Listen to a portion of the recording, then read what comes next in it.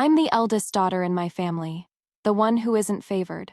From a young age, I was taught to be composed and proper, to be a role model for my younger siblings. However, my fiancé was snatched away by my seemingly innocent and cute younger sister. My younger brothers don't remember a single good thing about me, only holding a grudge against me for being too strict with them. Even my parents only see me as a tool to decorate the family's facade, wholeheartedly favoring my legitimate younger sister. Faced with this situation, I threw my hands up, let it all rot. And from then on, I never got involved in anything in the manner again. I let them struggle in petty, trivial matters, gradually falling apart, the warmth of the past never to return. Even that naive and lovely legitimate younger sister, after losing my support, was no longer their cherished darling. The early summer sun was just warm, but I only felt ice cold all over.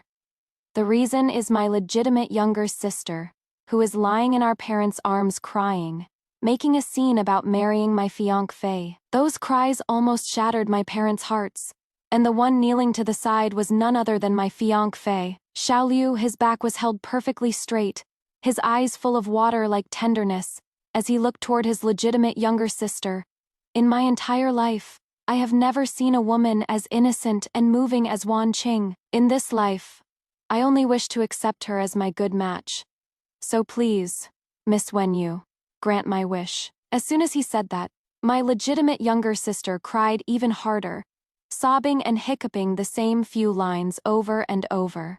That she was sorry to me, but she and Xiaolang were truly in love, begging me to grant them my blessing. It is as if I'm the bad guy who broke up the lovebirds. Seeing this, the heartache in mother's eyes was about to spill over, so she quickly turned her head towards me to give me an out, her eyes holding a hint of a warning. Since you are the elder sister, you must learn to be magnanimous and yield to your younger sister. Since young Master Xiao is truly in love with Qinger, you should just treat the engagement between you as if it never existed. For a moment, all eyes in the room fell on me. My hand under my sleeve directly clenched into a fist. It was a good while before I took a deep breath to calm down, and I said to them, "Suit yourselves." Father's expression immediately changed, and he scolded in a stern voice, "Lu Wenyu, is this how you talk to your parents?" My legitimate younger sister, upon seeing the situation, suddenly revealed a miserable smile. Dad, Mom, older sister must be blaming me. Wang Qing cannot disregard older sister's wishes.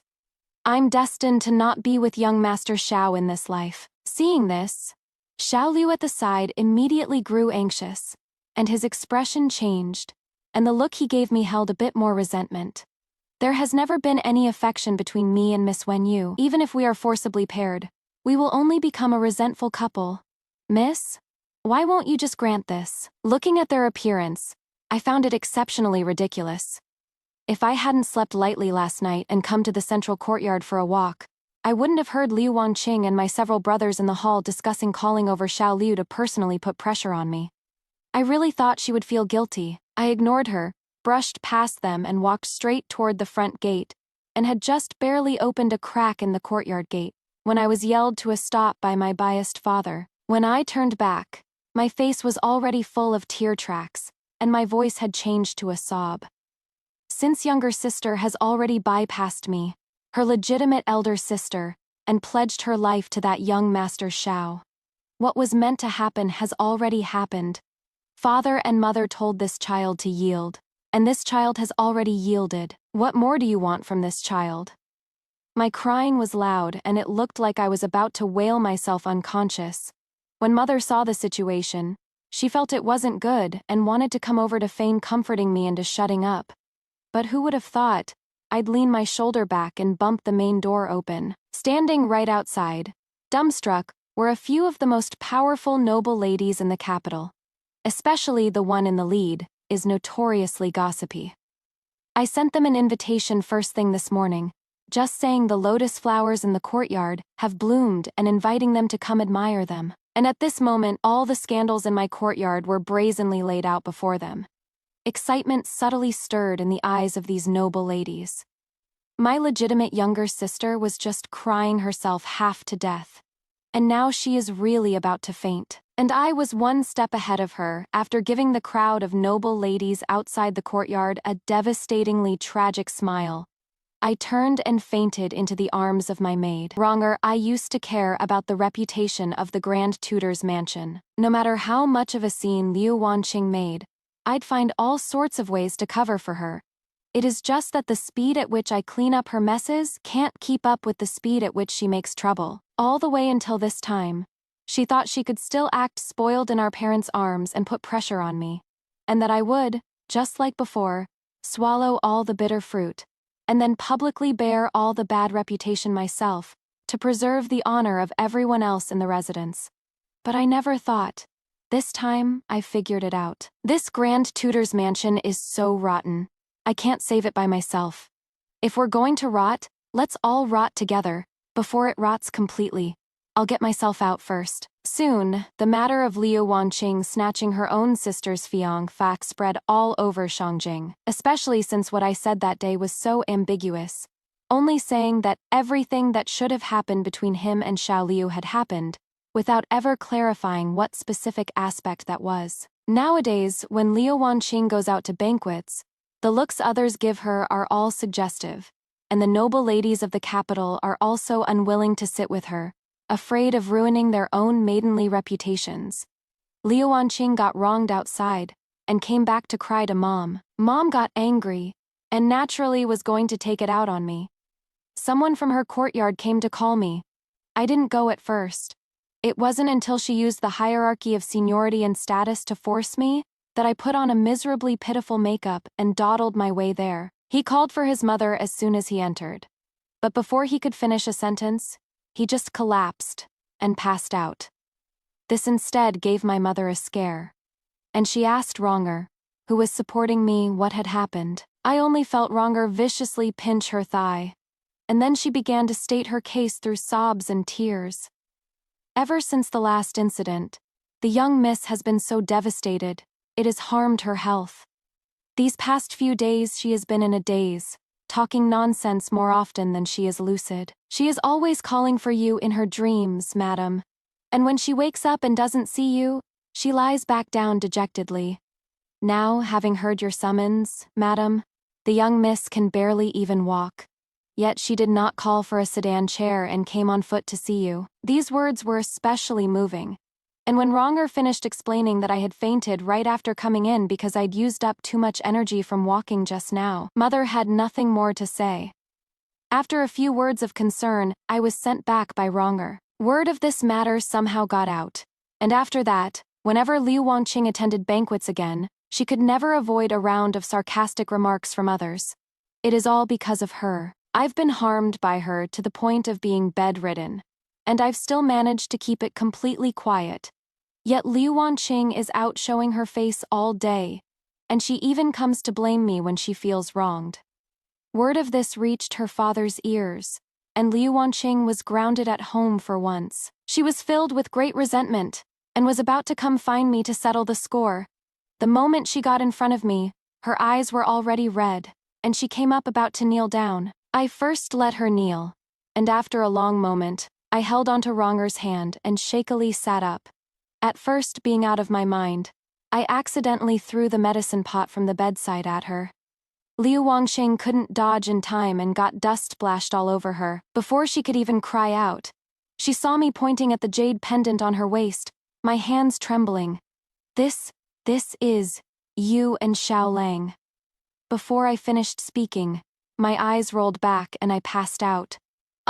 When Wronger came to help me up, she took the chance to pierce the cowhide bag of chicken blood under my pillow. At once she screamed and shouted out, running outside on the way. She happened to run into those noble ladies who had come to the manor the day before yesterday. Wronger, covered in blood and with her face full of misery, told others about how the little miss came to see me with young Master Xiao's keepsake, provoking me to the point of vomiting blood. Those noble ladies listened to their fill of gossip, and left with satisfied expressions. That night when father came home, he was going to sell off Wronger. I dragged my sick body before him, made a bow, and coughed up blood 3 times. Just said that if father is going to sell off Wronger, he might as well get rid of me too. In the midst of his great anger, the look in my father's eyes as he looked at me, on the contrary, held a bit more inquiry. He spoke. In the past, you were the person who cared most about the manor's reputation. That is right. When I was young, I followed father to the capital. Father had just secured his footing in the imperial court. Mother warned me every day to be careful with my words and actions. A man in father's position values reputation the most. Reputation is something that can take a person's life. Although I was confused by what I heard, in my heart I didn't want anything to happen to father. That is why I, having just entered the capital city, acted all the more cautiously and meticulously, becoming even harder to find fault with than those noble ladies who had lived in the capital all along. And so, the reputation of the Grand Tutor's mansion was like a sword hanging over my head, making me meticulous day after day, and also shackling my hands and feet, making my life duller day after day. At this moment, I looked up at father, not hiding the exhaustion in my eyes at all. Your daughter has been cautious and careful her entire life, afraid of dragging father down, never daring to be reckless in word or deed, and now that my lamp has run out of oil, all I want is to have a few old friends by my side. Father was silent for a while, and finally spoke. What nonsense are you talking about? You're still very young. I gave a bleak smile and made no comment. In the end, he left in a huff without punishing Wronger. Later that night, Wronger and I were sprawled on the couch, holding our storybooks and covering our mouths, laughing as we read. If you're asking, I'm staying up late. If I don't stay up late, how can I show people a sickly, haggard appearance? It is just that my illness can no longer be as serious as before. I need to slowly get better. Now I've caught father's attention. If I keep being seriously ill, he might just call for the imperial physician from the palace. By then, they won't be one of my own people, so it'll be hard to keep faking it. I plan to slowly get a little better soon, but I can't fully recover. Otherwise, this whole bunch of frustrating old and young people in the Grand Tutor's mansion would become my responsibility again. On the other hand, Liu Wanqing's confinement has been relaxed recently. It is just that I was still told not to go to the banquet and show my face. I propped my chin in my hand, listening to Wronger report to me, thinking to myself that her parents were still a bit too assured about their good daughter. Liu Wanqing can't go out to stir up trouble, so she'll definitely go and mess with their good sons, my good younger brothers. These guys are all good-for-nothings. Liu Wanqing hangs out with them and has caused quite a few absurd incidents. In the past, with me keeping them under control, although I could barely maintain a facade of peace, it made them resentful. Now I don't care anymore. I'd like to see what kind of tricks they can pull. Sure enough, only 4 days had passed when a commotion came from the front courtyard. My second brother, Liu Jinzhou's handmaiden, came knocking on my courtyard gate, crying and sobbing. Eldest miss, I beg you, please hurry and save the second young master. He is about to be beaten to death by the master. I was playing Paigao with Wronger, Leonor, and Sewer, and let her shout outside for the better part of the day before I sent Wronger to reply to her. Our young miss is not feeling well. She just managed to get some rest, and you still dare to be here shouting. But young master, before that maid could finish her sentence, Wronger slammed the door shut with a bang, only coldly replying to her from behind the door. Our young miss said, "We'll talk when she is really dead." Liu Jinzhou's maid Shuer was usually a very resourceful person, but seeing that Liu Jinzhou was close to Liu Wanqing, Liu Jinzhou would only keep Liu Wanqing's side informed on all matters, big and small. However, when Liu Jinzhou got into trouble and the household needed someone to bear father's wrath and be the unlucky one, that is when they would remember me. I sat in my room, listening to the commotion outside, an unstoppable cold sneer on my lips. If I can't stand her crying and go over now, in a little while, I'll be the one crying. This kind of thing has happened so many times that, just by sitting here, I know what will happen if I go. It is nothing more than father being in a towering rage, yet being unable to bring himself to be truly harsh with his precious son. Of all the women filling the room, not a single one dares to speak up to protect him, just waiting for me to arrive. only to be pushed in front of father by mother and my legitimate younger sister like a savior.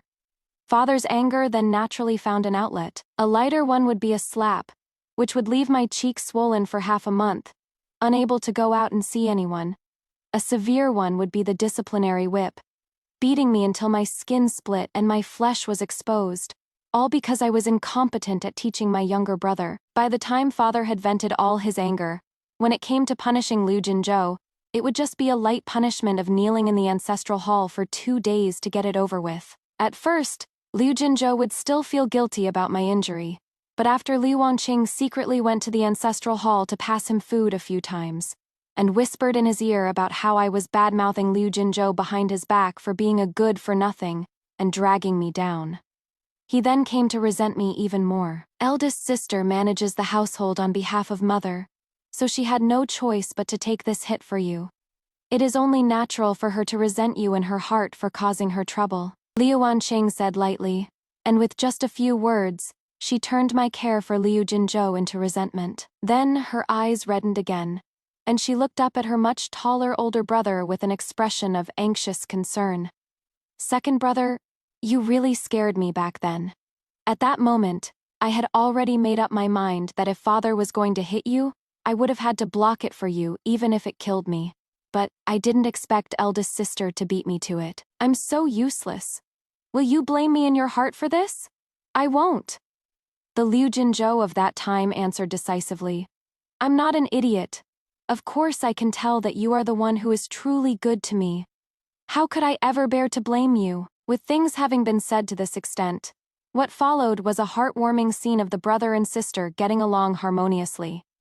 At that time I was standing behind the curtain, and after a moment's thought, I gave the pastry basket in my hand to Ronger, and turned to leave by myself. Now, recalling this past event, I unexpectedly feel a bit of anticipation in my heart. Back then, Liu Wanqing's vow to take the beatings for Liu Jinzhou was spoken so resoundingly. It is just a shame that I, the villain, always beat her to it. Now that I, the villain, am not around, I wonder if Liu Wangqing will really do as she vowed, protecting Liu Jinzhou even if it means her death. The answer is no. The next day, I slept until the sun was high in the sky, and the moment I opened my eyes, I was met with Ronger's face, eager to share gossip with me. She said, Liu Jinzhou was almost beaten lame by the old master, and right now he is lying in his own courtyard, half dead. Liu Wangqing wasn't much better off. This whole mess was caused by her. She was so bored out of her mind that she actually had Liu Jinzhou take her to a brothel. But of course, they had to be conspicuous about it and were recognized. The Grand Tutor's son and daughter frequenting a pleasure house, engaging in debauchery in broad daylight, this was seized upon as a handle to viciously impeach father. Father values his good reputation above all else, so he was inevitably enraged. However, he still had a shred of sanity left and interrogated the two of them before resorting to family punishment.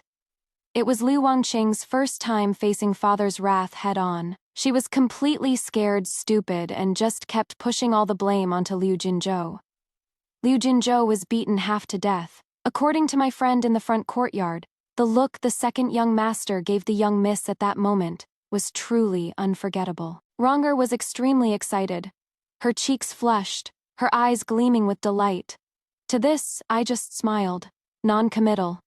Old Master Hun has beaten me for all these years, and finally, for once, he has thrown his weight around on his precious children. I wonder how much his heart will ache after it is all over, but this has nothing to do with me. I've given up caring, let them cause as much chaos as they want.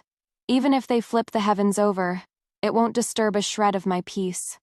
It has only been a few days since the incident with Liu Jinzhou, and trouble has already started brewing again in the manor. My third younger brother, Liu Kuangji, who was supposed to be studying normally at the Imperial College, was escorted back by officers one day.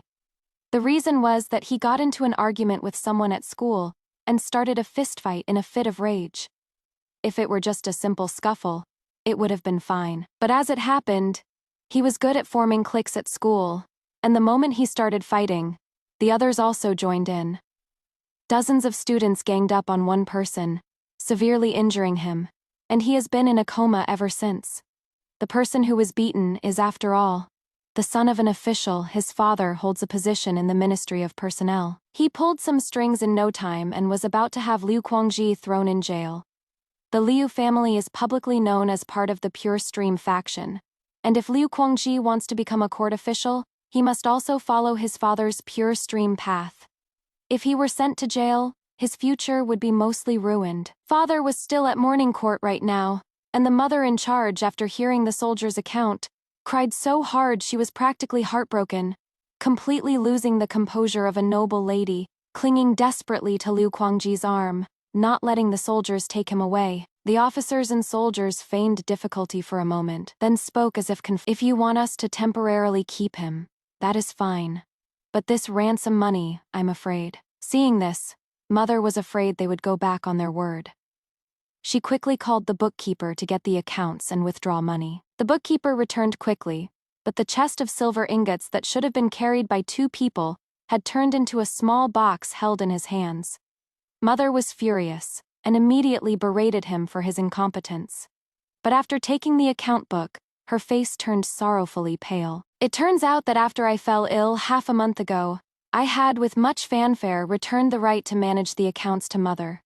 Ronger and Leonor, holding the account book, took a detour through most of the Grand Tutor's residence, naturally letting Liu Wangqing find out about this. From then on, she went to Mother's place every day to hang around and pester her. One moment, she would ask her to allocate money for her to buy clothes.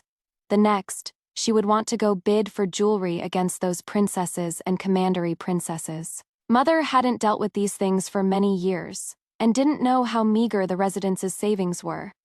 Simply out of her affection for Liu Wangqing, she gave her whatever she asked for, until now, when Liu Guangji was about to be escorted to prison.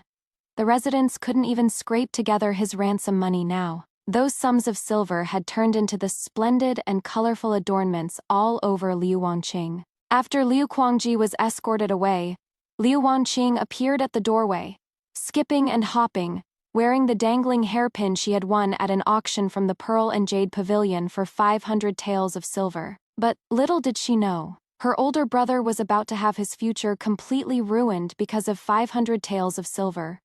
Liu Wangqing even very smugly twirled around in front of our mother, coquettishly hugging her arm and acting spoiled, asking if it looked good. Mother, with her eyes red-rimmed, stared at that dazzling biao. And after asking Liu Wangqing the price, she wanted to drag Liu Wangqing to return it and get the silver back. Liu Wangqing, of course, refused to the death, crying and shouting that it was one thing for me to skimp on her clothes and accessories back when I managed the accounts. But how could it be that Mother had also become so heartless now that she was managing the household? Mother was furious at that moment, her hand trembling as she pointed at Liu Wangqing. "In the past, you slandered your sister, accusing her of skimping on you, and only now do I finally understand. This isn't skimping at all. It is clearly your own extravagant spending. Yet you insist on blaming your sister. You are coming with me to return this piece of jewelry right now."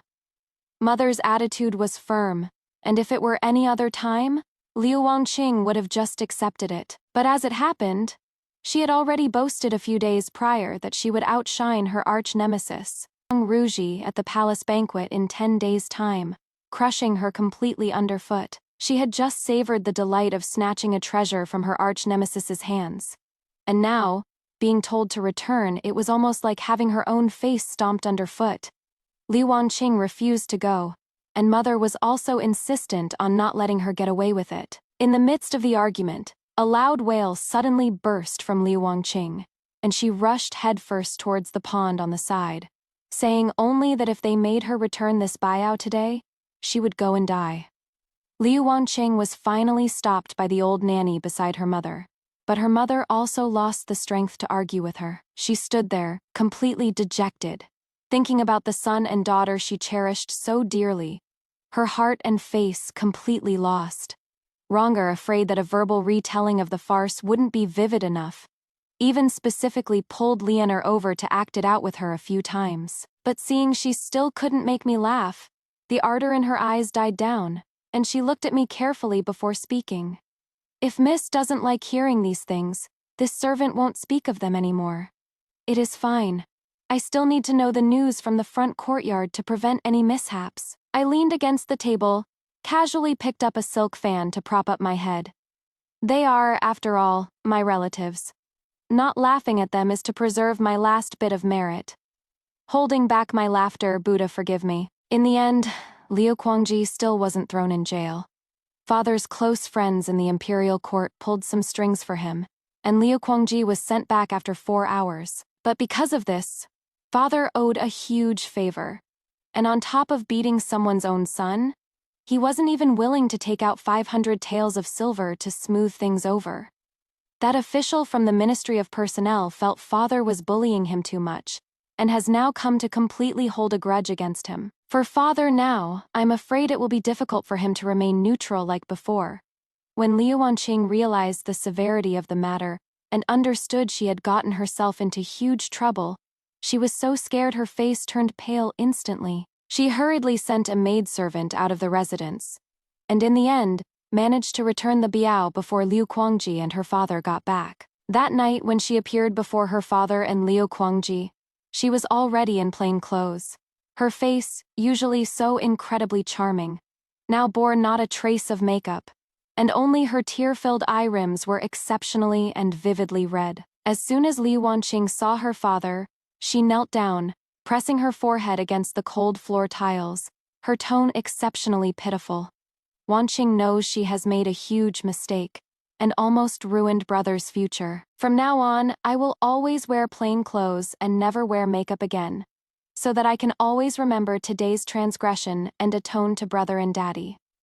After this whole act, the fire on father's face had mostly subsided. After all, Liu Wanqing wasn't someone who was hopelessly bewitched. It is just that Liu Kuangji's expression was still awful. He was still immersed in his anger over almost being thrown in jail. And in the face of Liu Wanqing's apology, he just sullenly flicked his sleeve without making any response. You could say Liu Wanqing had dodged a bullet. It is just that she would no longer get her monthly allowance for the next half a year. This wasn't actually a huge problem for her. She didn't have any money. But Xiao Liu did. As long as she makes up some more lies about being mistreated in the manor, then clutches a handkerchief and sobs softly to Xiao Liu. Xiao Liu would empty out his entire home just to let his sister Wang Qing continue to use brocade clothes and a jade bed, eat delicacies from the mountains and seas, and be the most innocent and carefree girl in the world. As for Liu Wanqing, who has not yet married into the family yet, spends Xiao Liu's silver all day long as openly as flowing water, and what that old madam in his manor thinks of it, I have no way of knowing. But that is a story for later. That night, Mama Wang from Mother's courtyard knocked on my gate, saying Mother's head ailment was acting up. She couldn't sleep, and she wanted to see me, so I shouted for Ronger to hurry and let Mama Wang in. By the time I finished shouting that short sentence, I had already coughed and gasped 5 times and vomited blood twice. Mama Wang opened the door and saw me in just a thin robe, propping my body up and leaning heavily against the door as I coughed up blood. The plain handkerchief in her hand was already mostly dyed red, and beads of blood were dripping down from one of its corners. Mama Wang opened her mouth but couldn't say anything for a long time, and finally left sullenly. I didn't go to see Mother, yet she ended up worrying about me. The next day, she had someone pack up a lot of nourishing medicine and rushed over with a grand entourage of maids and servants.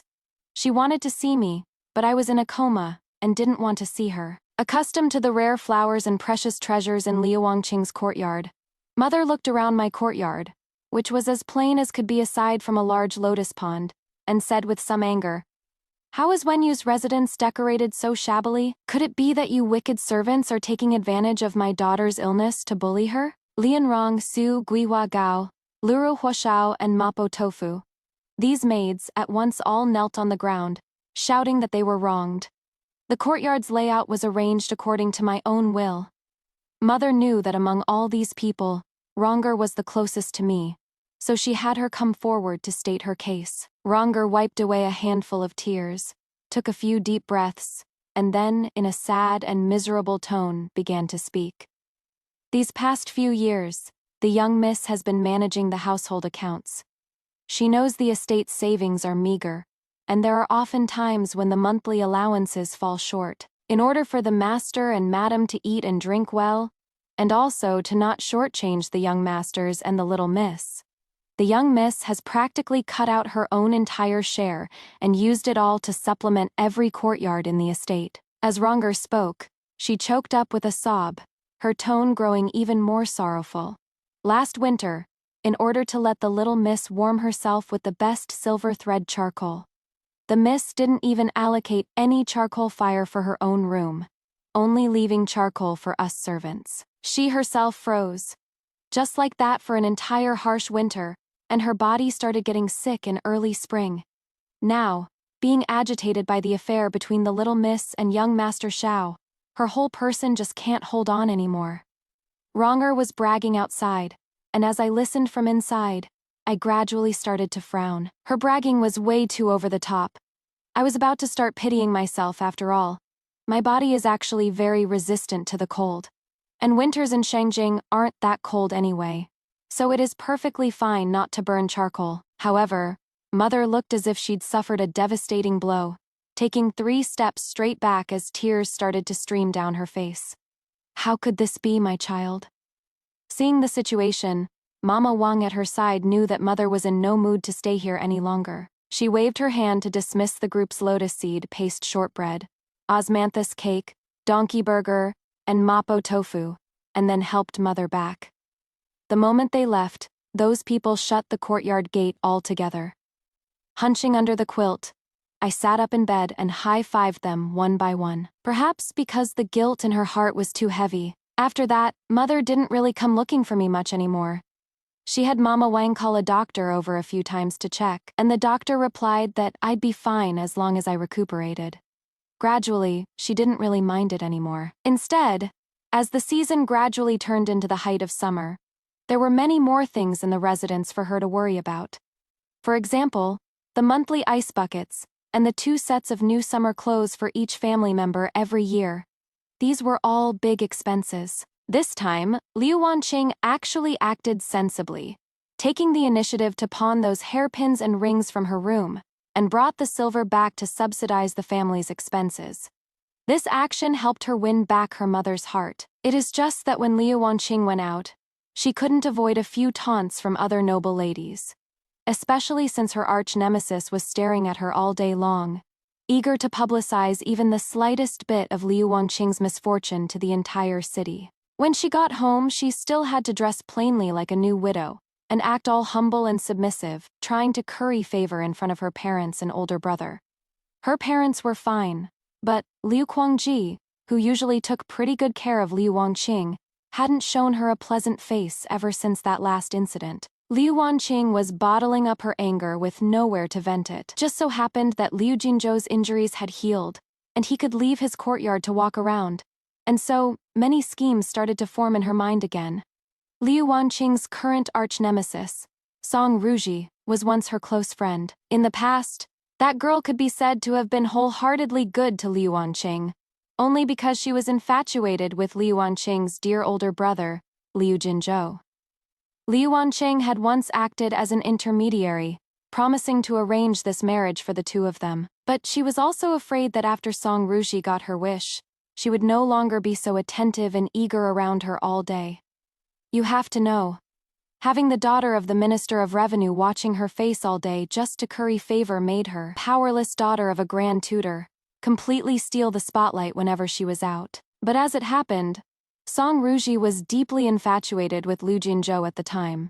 So faced with Liu Wanqing's excessive demands day after day, she just gritted her teeth and endured them. Up until Liu Wanqing tore open the envelope that Song Ruji had entrusted to her at the banquet to pass on to Liu Jinzhou, hiding behind the rockery while reading it out loud and making fun of it with her maidservant. This was overheard loud and clear by Song Ruji, who had left the banquet with an uneasy heart.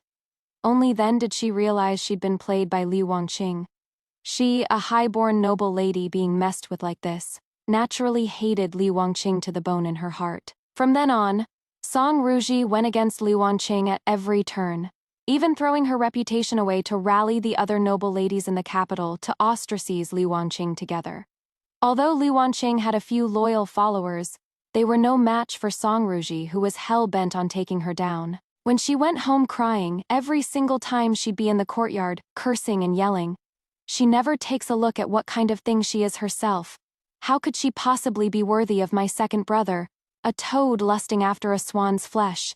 And then she turns around and blames it on me. At that time, Liu Jinzhou was protective of her.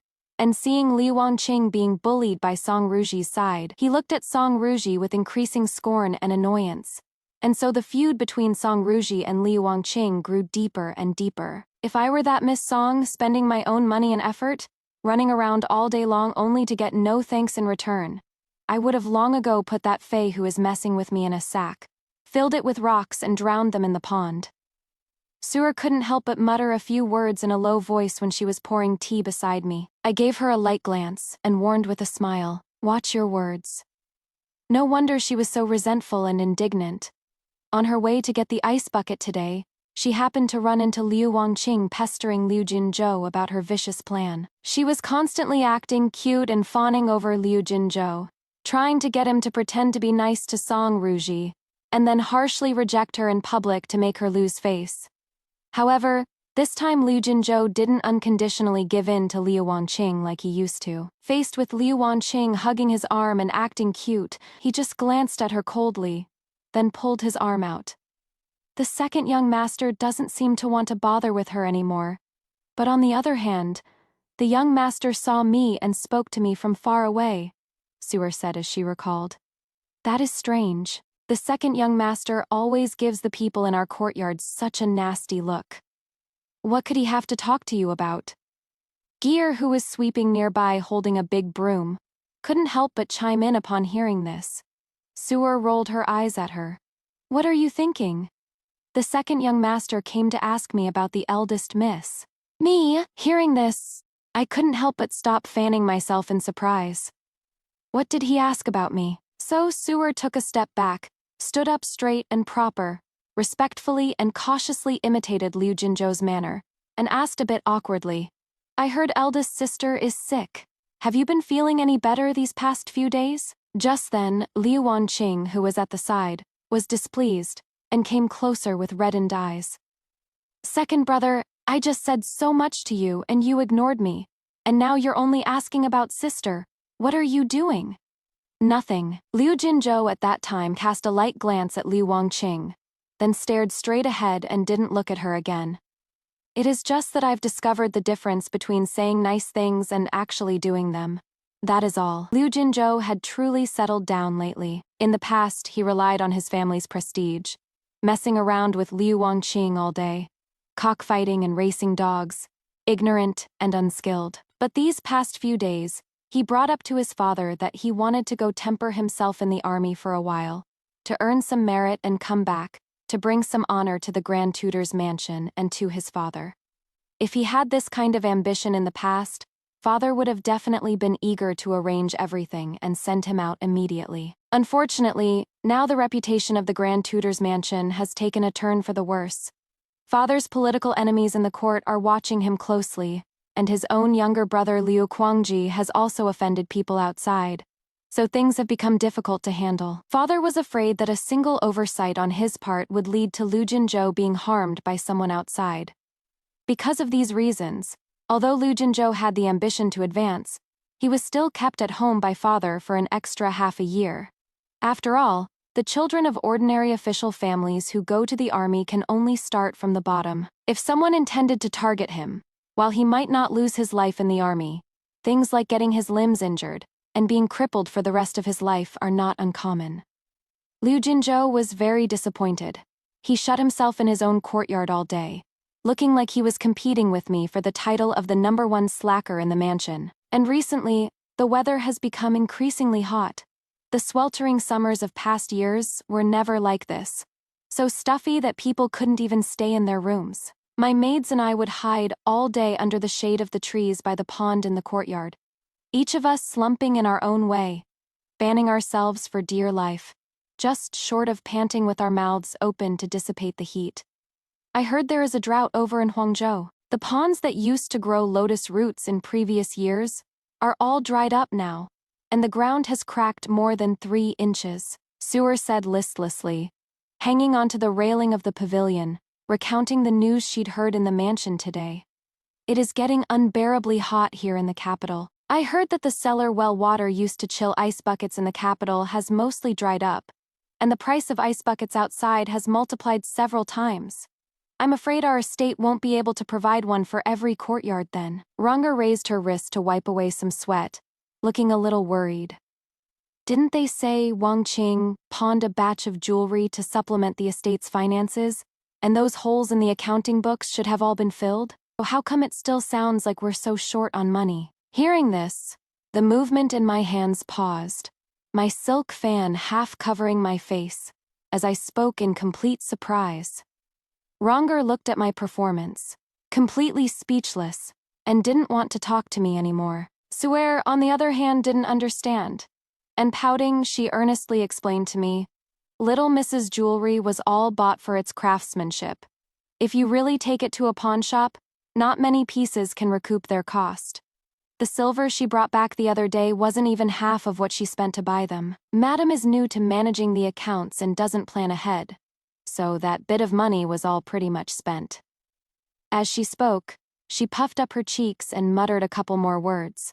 "It is also because Madam doesn't know what price little Miss bought that jewelry for.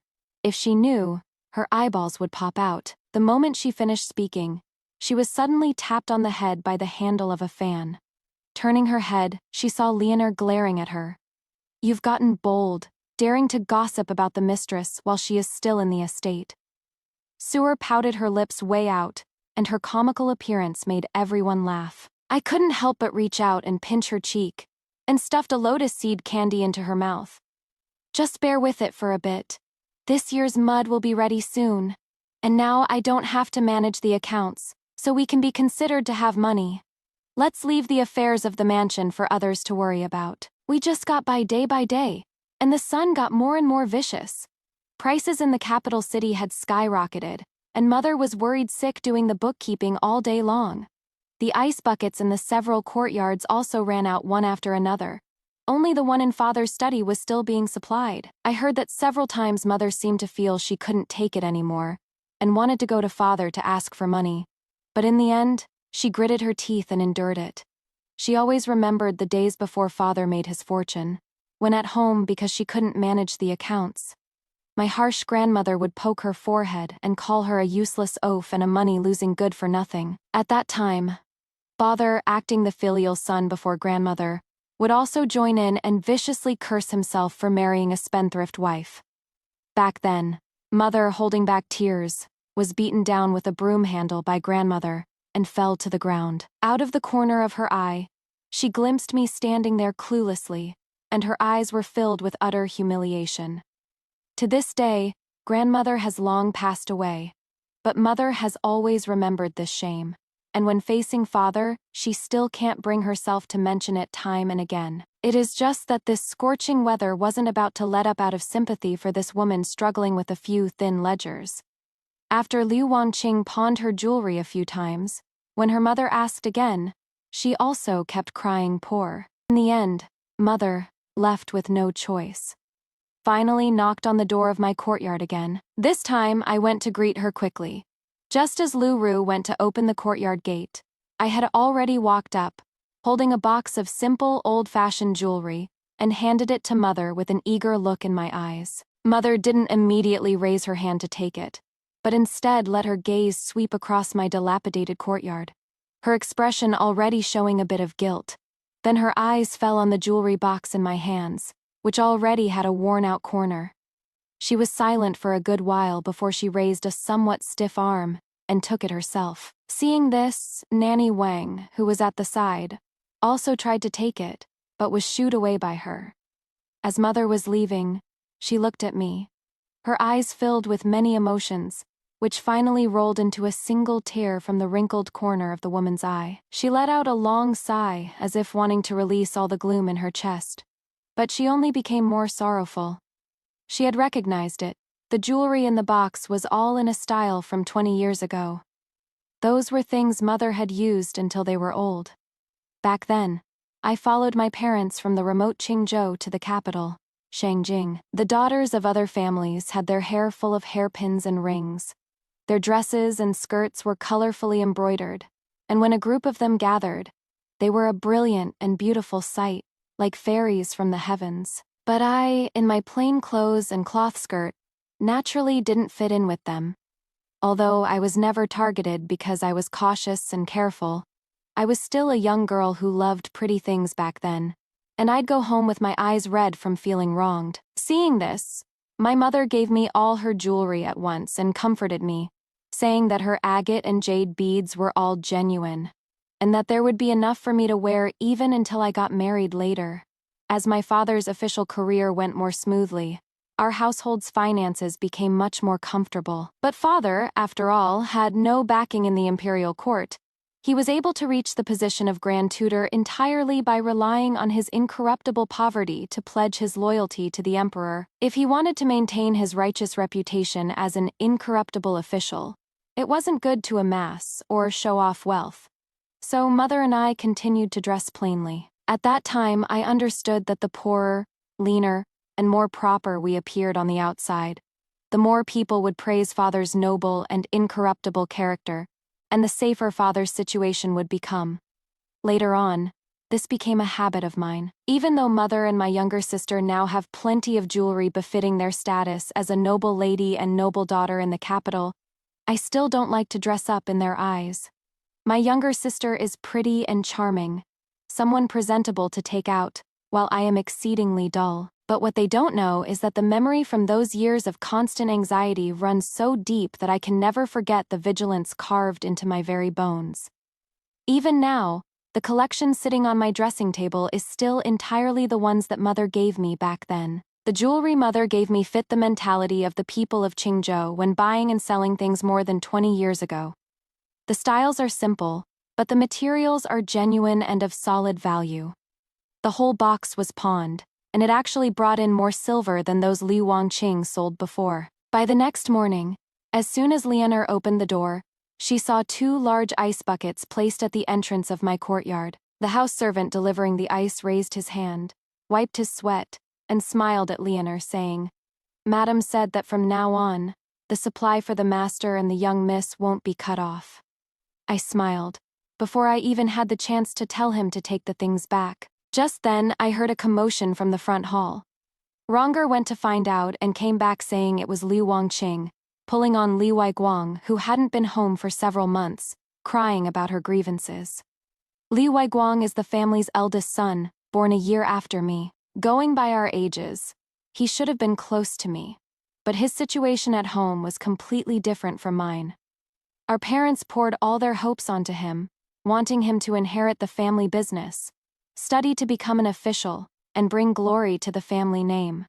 While I was still clutching the old jewelry mother gave me and enduring the cold looks of others, Wei Guang was already dressed in brocade robes and black boots, using the capital's most precious brushes and inkstones, and studying and handling affairs under the tutelage of a renowned court official. And even before that, when our whole family was still in Qingzhou. When our days became poor, I also had to roll up my pant legs and sleeve cuffs, go down to the lotus pond with my cousins to pick lotus root fibers to make seal paste. That was a delicate job. And after returning home, I also needed to watch over the work day and night. However, the reward was also generous. The 2 boxes made in a year were entrusted to a traveling merchant to be sold to the nobles in the capital.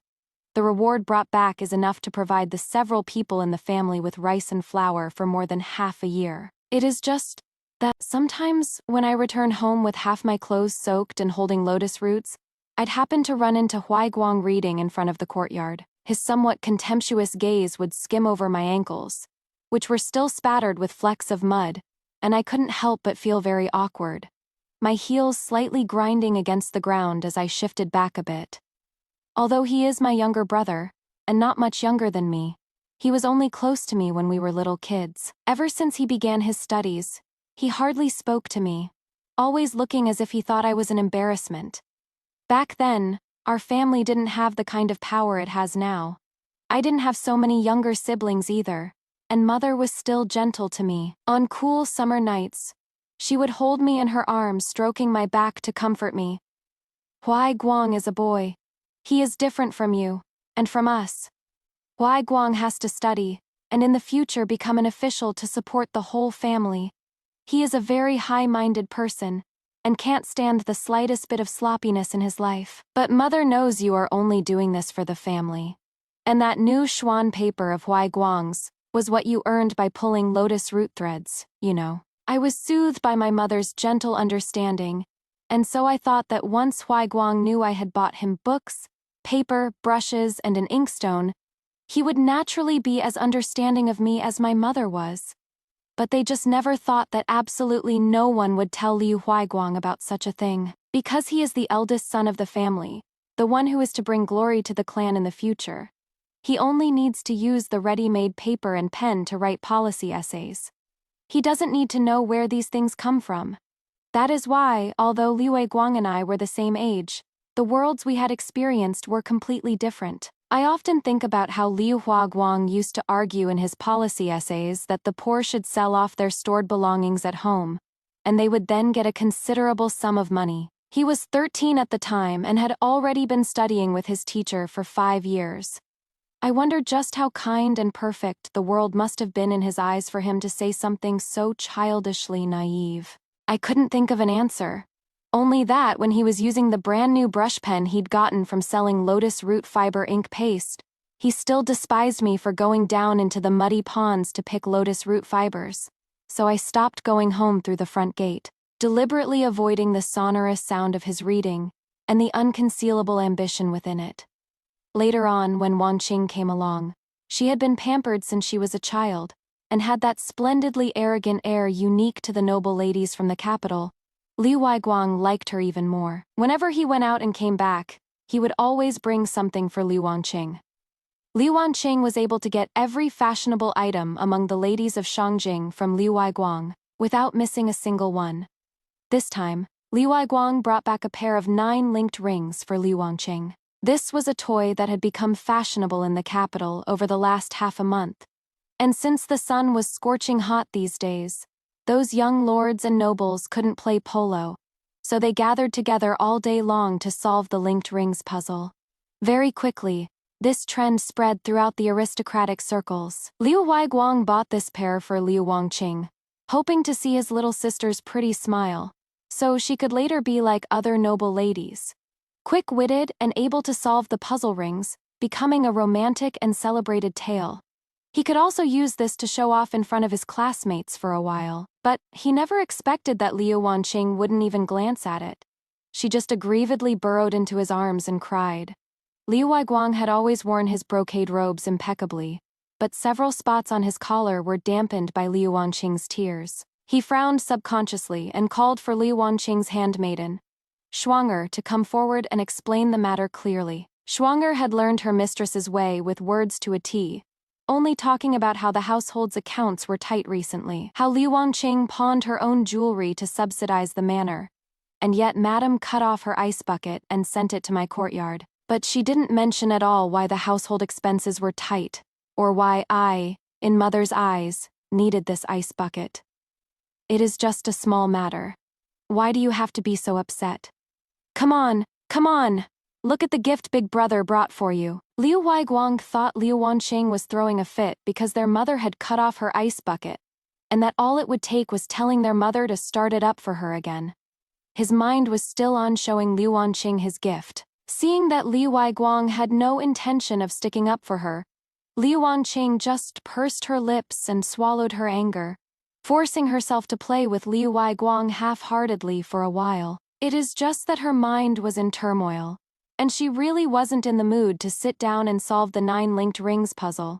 She made an excuse, saying she'd have someone send it over to Liu Guang's courtyard after she solved it, and then left with Shuanger. Liu Guang felt a bit displeased seeing her make excuses, but he let her go anyway. It is said that Liu Wanqing smiled when she said goodbye to Liu Guang, but the moment she turned around, her retreating figure clearly showed some anger. I got to listen to such a big commotion for free at the courtyard gate, and exchanged a knowing smile with the person delivering the ice buckets. Seeing how things are going, this isn't good. Could I trouble you to reply to Mother for me? and just say that my body has no use for them. My younger sister is young and full of energy, at an age where she is very active. So these 2 ice buckets should just be sent over to the west courtyard. Mother wanted to use 2 ice buckets to appease the guilt in her heart, but I wasn't buying it.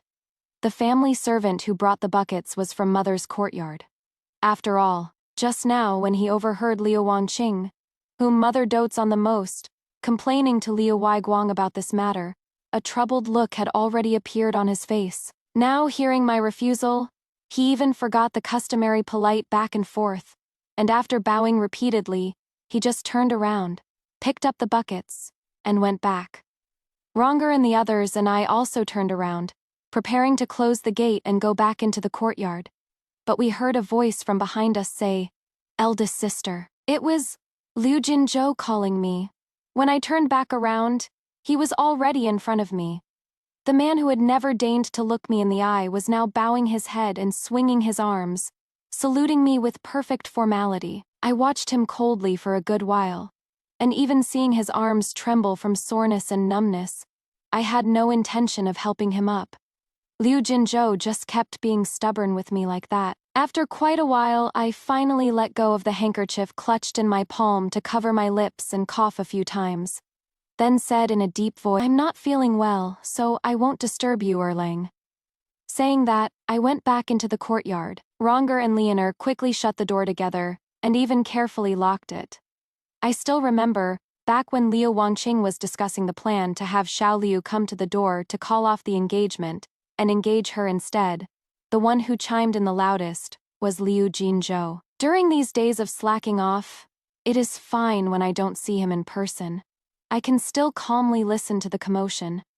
Now that I've seen him, I just feel my heart full of hate, and my hands itching, wishing I could viciously slap his face a few times. For all these years, Mother has been unwilling to manage household affairs, keeping me in the residence year after year until now. I am 17, a thoroughly grown-up young lady. This marriage with Xiao Liu was supposed to happen this year. The Xiao family is wealthy and prominent, which would have restored some dignity for a girl like me who has been made to wait until she is old. But my younger brother and sister personally ruined it, in the most humiliating way for me. They're not naive children. They know perfectly well what awaits a girl my age when an engagement is broken off. But they let that loathing in their hearts drive them to do it, completely disregarding the care and affection I had for them all these years. Deep in my heart, I loathe Liu Jinzhou. Just as Liu Jinzhou didn't want to see me back then, I don't want to see him either. Liu Jinzhou also noticed this, and shouted loudly to me from over the courtyard's high wall, his voice revealing some awkwardness and panic. "Eldest sister, I've been following your previous instructions and studying diligently lately, and now there are parts in the book I don't understand. Could I trouble eldest sister to explain them for me again like you used to?" My anger flared up as I listened. I stopped walking towards my room, shuffled a few steps to the corner of the wall, dug out a blue stone brick, hefted it in my hand, and then, facing the high courtyard wall, I began to estimate where Liu Jinzhou was standing. Elfei Ru and Huo Xiao at my side quickly grabbed my arms from the left and right to stop me. And finally, under their pleading expressions, I let go of the brick, raised my hand to cover my mouth and faked a few harsh coughs. And Ronger immediately started screaming near the front of the courtyard. "Young miss! How are you coughing up blood again, young miss? Go lie on the couch and rest quickly, young miss. The doctor said your illness needs quiet recuperation and that you can't be disturbed in the slightest, young miss." The sounds outside the courtyard quickly stopped, and for a long time there was no movement. I lay down in the lounge chair, still filled with frustration. This went on until Gier, who'd gone out for morning shopping, returned, and she brought back a piece of good news. "He is back. He is back." The little maid's eyes were sparkling. "Who is back?" Suer, who was at the side, leaned in to ask. "The Xiao family's second young master is back, and he brought a message for the young miss from the eldest young master." After saying that, the 2 little girls got excited at the same time, each one of them so shy their little faces turned red. The reason was none other. The Xiao family's second young master Xiaozong was the most dashing and romantic figure in this Shangjing city, who, relying on that handsome exterior alone, had already become the man in the boudoir dreams of many young maidens in the city. Not to mention he speaks elegantly, his eyes are gentle, and he is skilled in both literary and martial arts. I met with Guire today, and Guire's favoritism was already coming out of her mouth. Xiao Erlang, eldest young master Xiao. I thought about it and couldn't help but chuckle, just feeling that this Xiao Chengji was pretty miserable.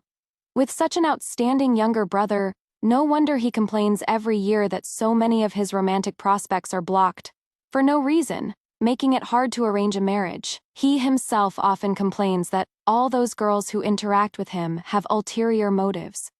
They're all just aiming to marry his younger brother. These words carried a bit of teasing. Xiao Chengyi himself was an outstanding man. A few years ago, he had inherited the Xiao family's business, and in recent years he has been leading the Xiao family's caravans back and forth between the capital and the northwest, successfully closing several big deals. Although the Xiao family were merchants, they could now be considered one of the wealthiest in the capital city. Xiao Chengji's ambitions lay far and wide. Every year he leads the caravans between the capital and the northwest, spending less than 2 months at home in a year. Every time a matchmaker told him about a girl, he wouldn't even have time to meet her before he was already leading a camel and transporting goods again, walking in the yellow sands of the northwest. When he came back, the girl had long since become another man's wife. Xiao Chengyi himself, on the other hand, didn't care, and would always joke self-deprecatingly. "This is heaven's will telling me, Xiao, to go earn more money, and not marrying a wife even saves a lot on expenses." The young girls privately muttered that he is a cheapskate, but every time I had Xiao Chengyi take the seal paste to the western regions to sell, a hefty sum of the silver earned was sent back into my hands. He had someone tell me that the royals and nobles in those western region countries were incredibly impressed by how fine my seal paste was.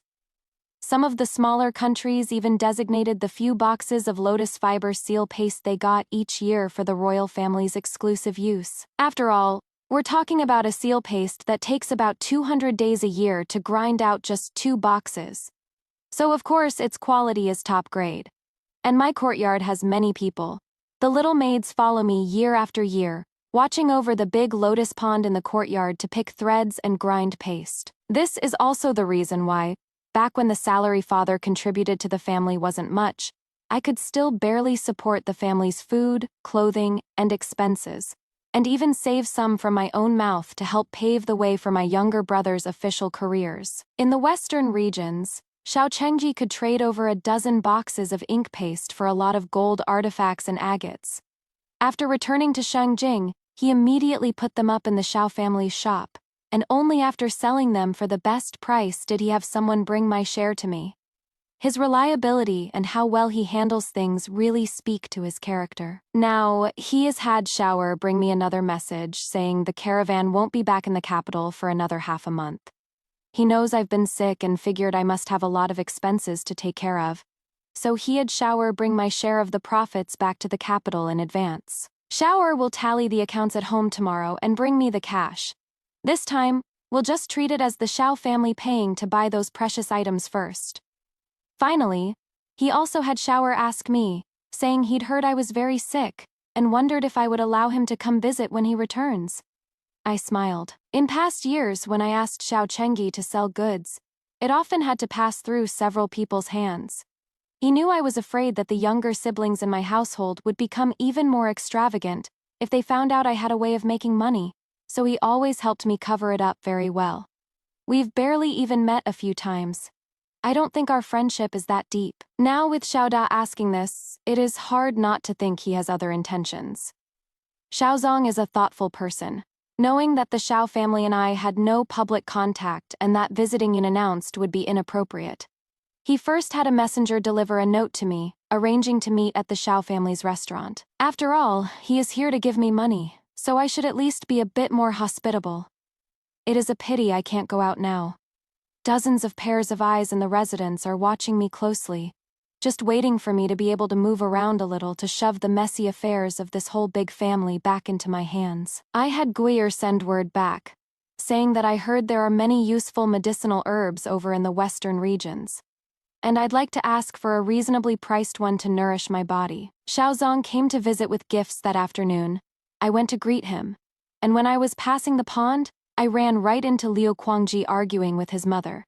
He said, "When you sent eldest brother to Prime Minister Su's household back then, the initial cost was 5,000 taels of silver. Mother was willing to spend that on him. But now you're not willing for me." His expression was gloomy, and seeing his mother remain silent, he grew even more displeased. He took a menacing step closer and said, "I heard that even for someone as ridiculous and clueless as second brother, Mother has already arranged a place for him to go, and he is just waiting to leave home in half a year.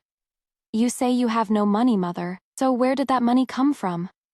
On this, I actually started to feel she was being wronged. I had already heard about Liu Jinzhou's affair before. It was all handled single-handedly by Father. Mother truly didn't have that kind of ability. And now, Mother could only look at Liu Kuangji, unable to speak, just shedding tears. Her expression growing more and more dispirited. Father is never home nowadays. And even when he comes home, he only stays for a bit before leaving in a hurry. It is hard for Mother to even speak to him now.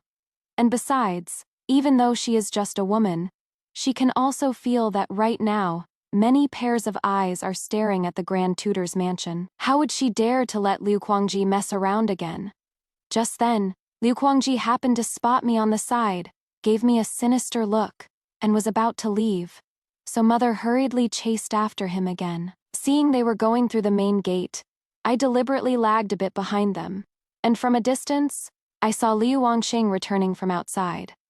She looked to be in a good mood, chatting and laughing with Schwanger, who was holding a lot of gifts in her arms. Liu Kuangji's eyes immediately swept over the things in Schwanger's arms, and he instantly started blowing up at Mother again. "You said, the family has no money. So where did all her things come from?" Mother was at a loss for words. Then, as if she thought of something, she scolded Liu Wangqing in a pained voice. "You troublemaker! Did you take things from the Xiao family again? You aren't even married yet. How will your in-laws ever respect you in the future if you do this? Besides, your father is being watched closely at court right now. How could you?" Liu Wangqing had been holding it in for days. And now, seeing me standing in the back watching the drama, she immediately lost face. Her temper flared up, and she directly cut Mother off. "Xiaolang adores me. That is why he can't bear to see me without the best of everything. In the future, the entire Xiao family will be his. So what can anyone say about me using his things? It is you, Mother, who favors my legitimate elder sister and just can't stand to see me doing well. My child, I'm just afraid you'll be looked down upon by others in the future." Mother's tears welled up in her eyes. "Cheap. What Xiaolang gives me are all the best things in this capital city. So, what is cheap? I think being engaged for years and only getting a crappy flute, like my legitimate elder sister. Now, that is what you call cheap," Liu Wangqing said, glancing at me. I still turned my head away and pretended to be sick. My not stepping forward at this moment only fanned the flames of Liu Wangqing's arrogance.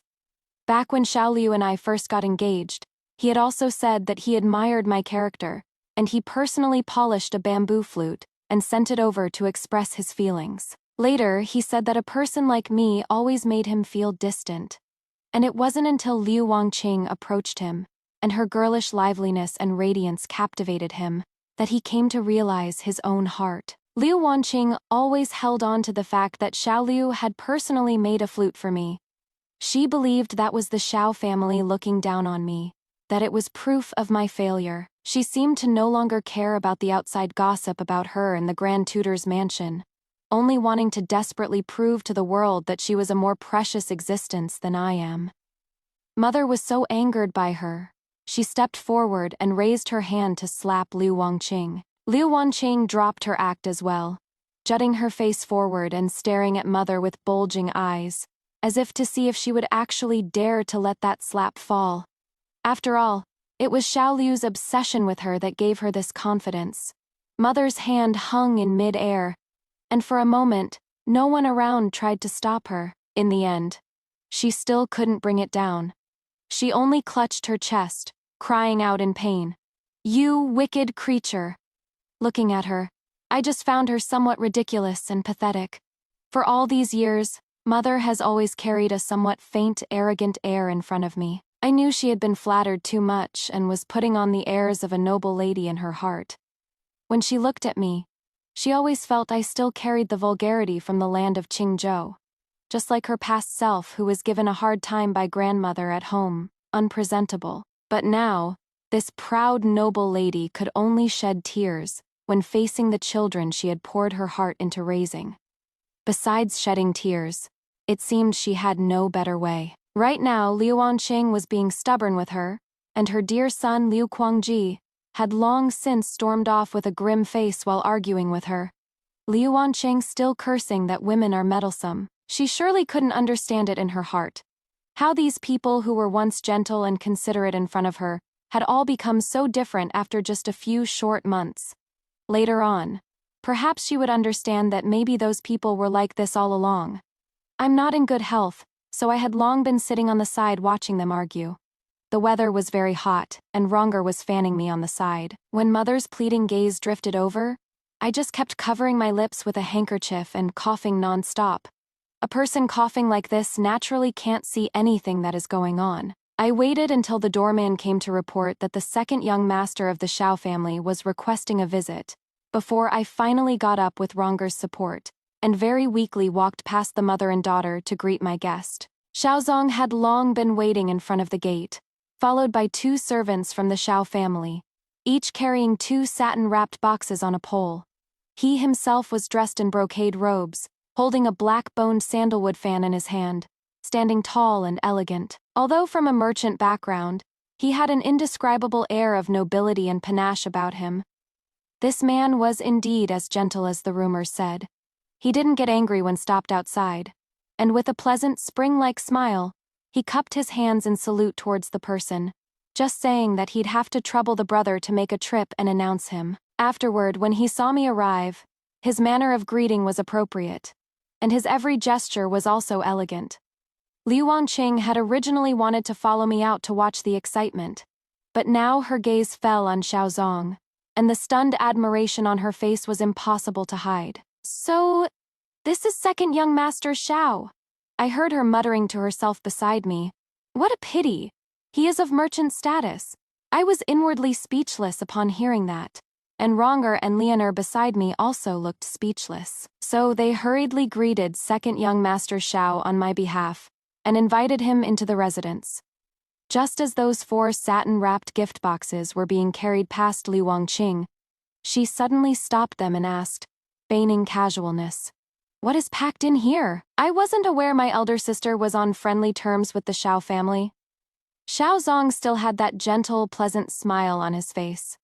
The eldest young lady of the residence buys charcoal from the Xiao family's shop every winter, patronizing our business. These medicinal herbs are common in the western regions, and although they're not very valuable, they are just a small token of my appreciation.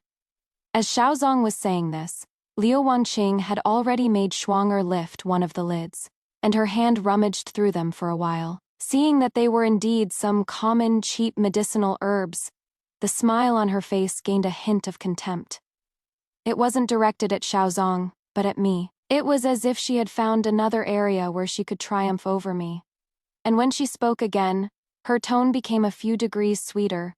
"Brother Xiao probably doesn't know, but my mother is the one in charge of the residence now. I'm afraid sending these 2 stretchers of gifts to the east courtyard won't be very effective. However, I find Brother Xiao very kind. I'll put in a good word with Mother later, and we will definitely not stop our cooperation with the Xiao family this winter." As soon as these words were out, the expressions of the few people around me changed, and Ronger at my side even clenched her fists.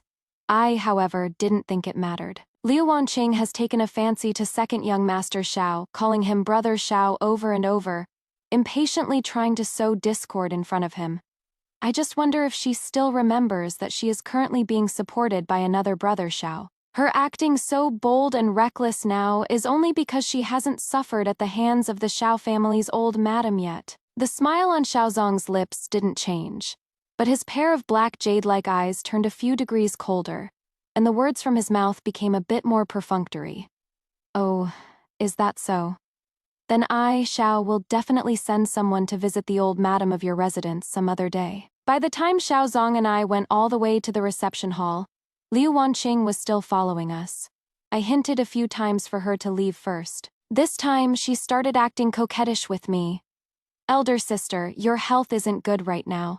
And Wanqing wants to listen in on your conversation with brother Xiao, so I can learn a thing or two to help mother in the future.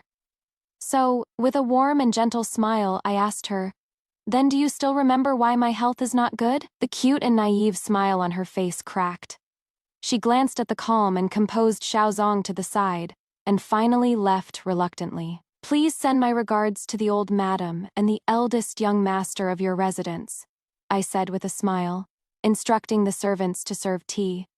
He witnessed such a farce on his first visit, yet he didn't say much. He crisply had his subordinates bring the items for my inspection, then left in a hurry. I heard that when he reached the front gate, he accidentally ran into Liu Wanqing again. Liu Wanqing pestered Xiao, probing his attitude towards me both in her words and between the lines, but was fobbed off by him. Because of this, she held yet another grudge against me. After returning to the courtyard, I pushed aside the top layer of medicinal herbs and saw the 4 boxes, all neatly filled with silver ingots. Ronger was dumbfounded. Miss, how did we manage to sell it for so much silver this time? It is Xiao Da who gave us a good deal. Xiao Da is a merchant. He has always been a sharp calculator. When he comes back later, he'll surely have a request for the Grand Preceptor's manor. I led the maids to pry open the floor tiles of the vegetable cellar and sealed up the silver we got from selling the ink paste this time. I clapped my dirt and dust-covered hands, feeling very content in my heart. Who cares about him? With this silver, we'll be able to live a good life when we leave the Grand Preceptor's manor in the future. A smile also appeared on Ronger's face. She seemed to be looking forward to the days to come. I knew Xiao Chengyi wanted something, but I didn't expect that when he came back half a month later, he would directly find a matchmaker and come to our door to propose marriage. Liu Wanqing was the first to hear this news, and after confirming that the one proposing was Xiao Da and not Xiao Er, she was so happy she clapped her hands. She said that for an old unmarried woman like me, being matched with someone of a lowly merchant status was most suitable. But then her expression changed when she saw that even the sedan carriers sent by the Xiao family were wearing silk.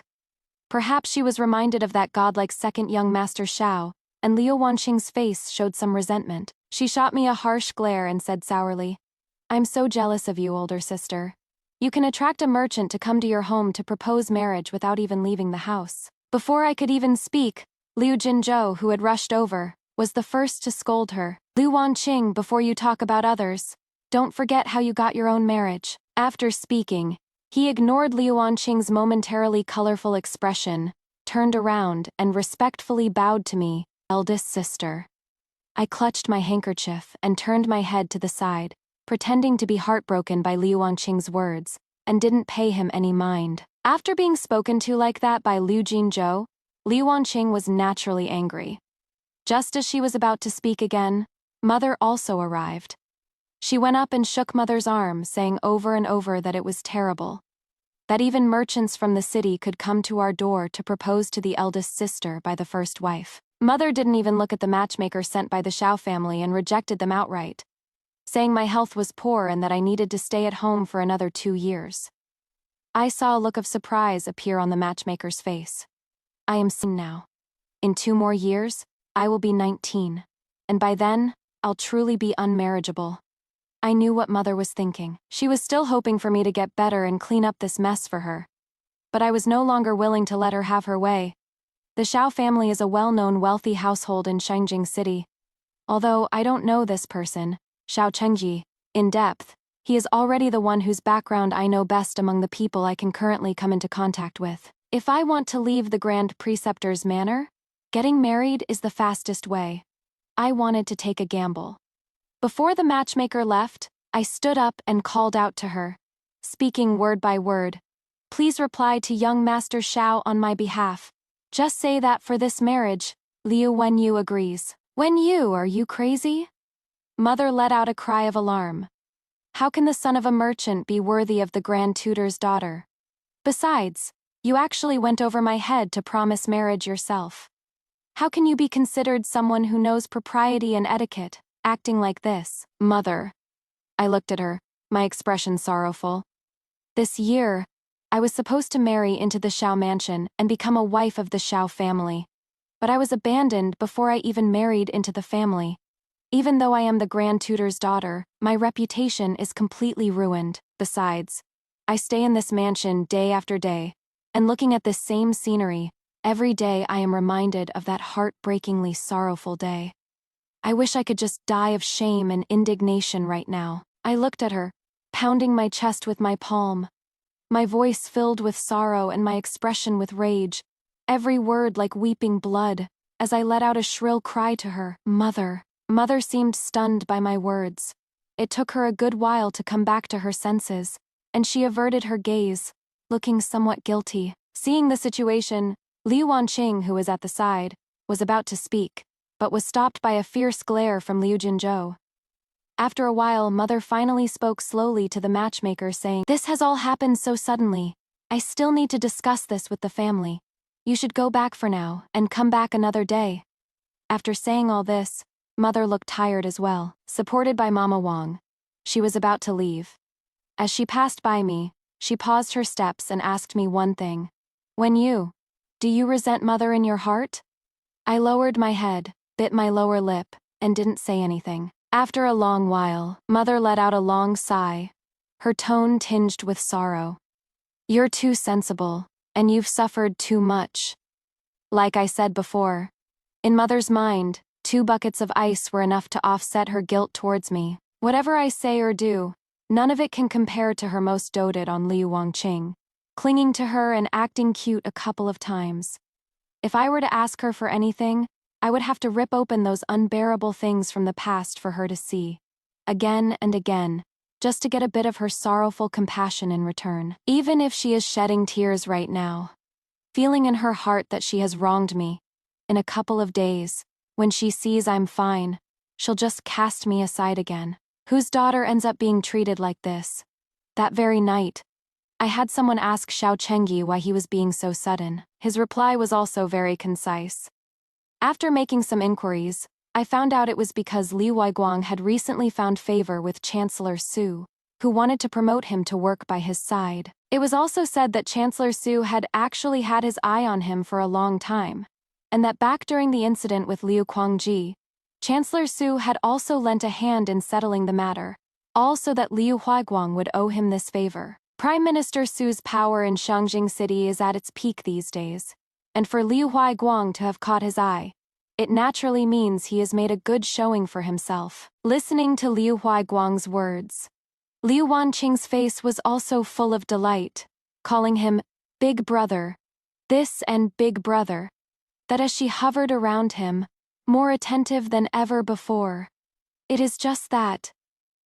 Even this group of maids by my side sensed that something was not right about all of this. When the young master was at school, the policy essays he wrote and sent back, 9 out of 10 were just nonsense. As for what his knowledge is actually like, everyone in the residence has a good idea, for even he to be looked upon favorably by the Prime Minister. Doesn't that mean the Prime Minister is an idiot too? Sewer has gotten a lot smarter now. She has even learned to lower her voice when bad-mouthing people in her own courtyard. Besides, the Grand Preceptor's residence has such a bad reputation now. Did that Chancellor get his brains kicked by a donkey? The other maids all rolled their eyes at her, thinking she was making things out to be too simple. Only Ronger and Leonor, who have been with me the longest, had faces full of worry. The one Prime Minister Su has his eye on, of course, isn't my naive and stupid younger brother. The one he is really trying to rope in is my father, who considers himself an upright official, is firmly neutral in court, and is trusted by the emperor. Li Weiguang is naturally flamboyant, but Father silently allowed Liu Huaiguang to be so high profile. Does this show his attitude? Miss? I heard Ronger lower her voice by my ear. Prime Minister Su has a nephew, a real scoundrel. In the past 2 years, he has married 3 wives, and each died violently at home, in just over half a year. He is thinking of marrying again now. I'm worried. She didn't say the rest of her words, but I understood. I know my father. He seems righteous, but in his heart, he craves power more than anyone. It is just that he used to be cautious and relatively clear-headed, knowing that in the treacherous undercurrents of court struggles, he was just a minor pawn with no backing. Siding with anyone could get him sacrificed in the next round of conflict. So he chose to live a simple, poor life to show his loyalty to the emperor. But that was in the past. I had Lu Ru go to the storehouse to sound things out early on. On the surface, the household's only income was still my father's meager monthly salary, but the household's expenses, amidst the current soaring prices, have suddenly returned to what they were before, and even surpassed that. I then understood in my heart that my father had already, half reluctantly, half willingly, started down that path. Perhaps it started with the matter of Liu Kuangji, or maybe even earlier from when he allowed his younger daughter to bewitch and firmly capture Xiao Liu's heart. He had probably already made his calculations. I was abandoned by my father. I finally understood what Xiao Chengyi meant when he said he was afraid I couldn't wait any longer. I had the maids in the courtyard go ask the people I used to give orders to when I was managing the household to find out about any recent stirrings in the residence. Not a single detail could be missed. The news that came back, piece by piece, was all over the place with no clear leads. Ronger said that 2 days ago, someone came to the residence asking for an audience, bringing 2 horse carts full of gifts, but they used the side door. Father never allows anyone in the family to accept gifts, but this time someone opened the door for him, and that person was smiling when they left. And Liu Wanqing, one evening, secretly slipped out the side door with her maid, only returning when the moon was high in the sky. As for father, the maid in charge of the study area personally heard him say that there would be a happy occasion in the family soon. Hearing this, I pretty much truly despaired of father. It was clearly a scorching summer day, yet I only felt ice cold all over. I had originally planned to drag things out until the Empress Dowager's birthday, at which time I would follow Her Highness from the palace to live long-term in the Western Mausoleum and pray for the nation. It would be fine once they gradually forgot about me. As long as I didn't have to stay in this house, anything would be okay. But I never expected that father truly had not a shred of father-daughter affection in his heart. And in the end, he still wanted to use me to my fullest extent. Thinking of this, I couldn't help my eyes from turning red. If I had truly been defeated by the previous matter of the broken engagement, and then encountered this kind of blow, I'm afraid things would have truly been more grim than good. Fortunately, the experience of always growing up alone since childhood has polished my character to be stronger than anyone else's. I gritted my teeth, wiped my tears with my sleeve, and instructed Lianer, "Go pass a message to Xiao Da. I need to see him. The sooner the better. Father wants to use me to solidify his connection with Prime Minister Su. And anyway, since I'm both sick and can't win Xiao Liu's heart, it doesn't matter if I die after marrying that Fey nephew of his. As long as my position as the main wife is kept after my death, the family ties between our 2 families will remain. And Liu Wanqing is marrying into the Xiao family. Xiao Liu is someone who dotes on her as if his life depended on it. So in the future he will naturally also become a source of support for the Grand Tutor's residence for Liu Wanqing's sake. He didn't even intend to hide it from me, for on the 2nd day he called me to the study, and in just a couple of young Master Su is already on his 4th marriage. For father to directly marry a legitimate daughter to him, will it not affect the reputation of the Grand Tutor's mansion? Fearing he would see the coldness on my face and cause trouble later, I deliberately lowered my gaze and asked him, looking as though I was only concerned for the Grand Tutor's mansion. Reputation? I heard my father scoff above me. He spoke with an unconcealed air I had never seen him show in public before. Only when power is insufficient do you need reputation to fill the gap, and the Taishi residents of today no longer need such things. That is right.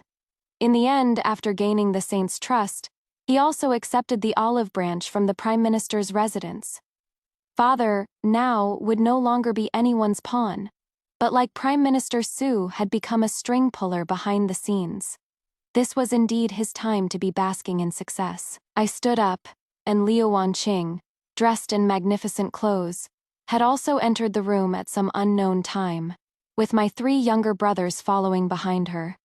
Liu Wanqing, her head full of hairpins and rings, trotted a few steps to father, nimble and light, like a precious little bird. She shook father's arm coquettishly, her demeanor charmingly innocent, but when she turned her head toward me, she made no attempt to hide the malice in her eyes. That eldest sister can marry into the Su residence. This is truly a heaven-sent match. Xiao Lang and I will both bless you, sister. Wanqing is right. The Su residence is a high-status family. For elder sister to be able to marry into it is naturally a supreme honor. You should cherish your good fortune. Liu Huaiguang also chimed in from the side. To this day he still believes that Prime Minister Su gave the Grand Tutor's residence this marriage, because he took a fancy to him, and that I am a person sheltered by his good fortune. The look he gave me was full of arrogance. Speaking of my father, upon hearing these words, he just smiled, gently stroked the top of Liu Wanqing's head, saying she too was a girl about to be married and needed to learn to control her temper, so she wouldn't still be so ill-mannered when she got to the Xiao mansion. Watching their picture-perfect scene of a loving father and a filial son, for the first time in my life, a monstrous hatred surged in my heart. My good father, he too once watched me grow up, held me in his arms when I was a small child. And now how does he see me? As a useless chess piece, or a tool that can be discarded at any time? I lowered my head, the hand hidden in my sleeve slowly tightening bit by bit, until the veins on the back of my hand bulged. Yet it still couldn't quell even a bit of the anger in my heart. Eldest sister. Liu Jinzhou had come to my side at some point, and said in a low voice, "Eldest sister is not well. I'll escort eldest sister back first."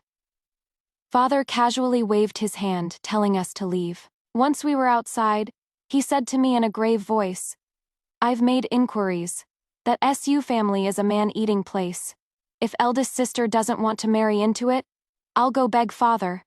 If you were going to beg, you would have done it just now." Liu Jinzhou said this loudly, but slowly lost his nerve under my indifferent gaze.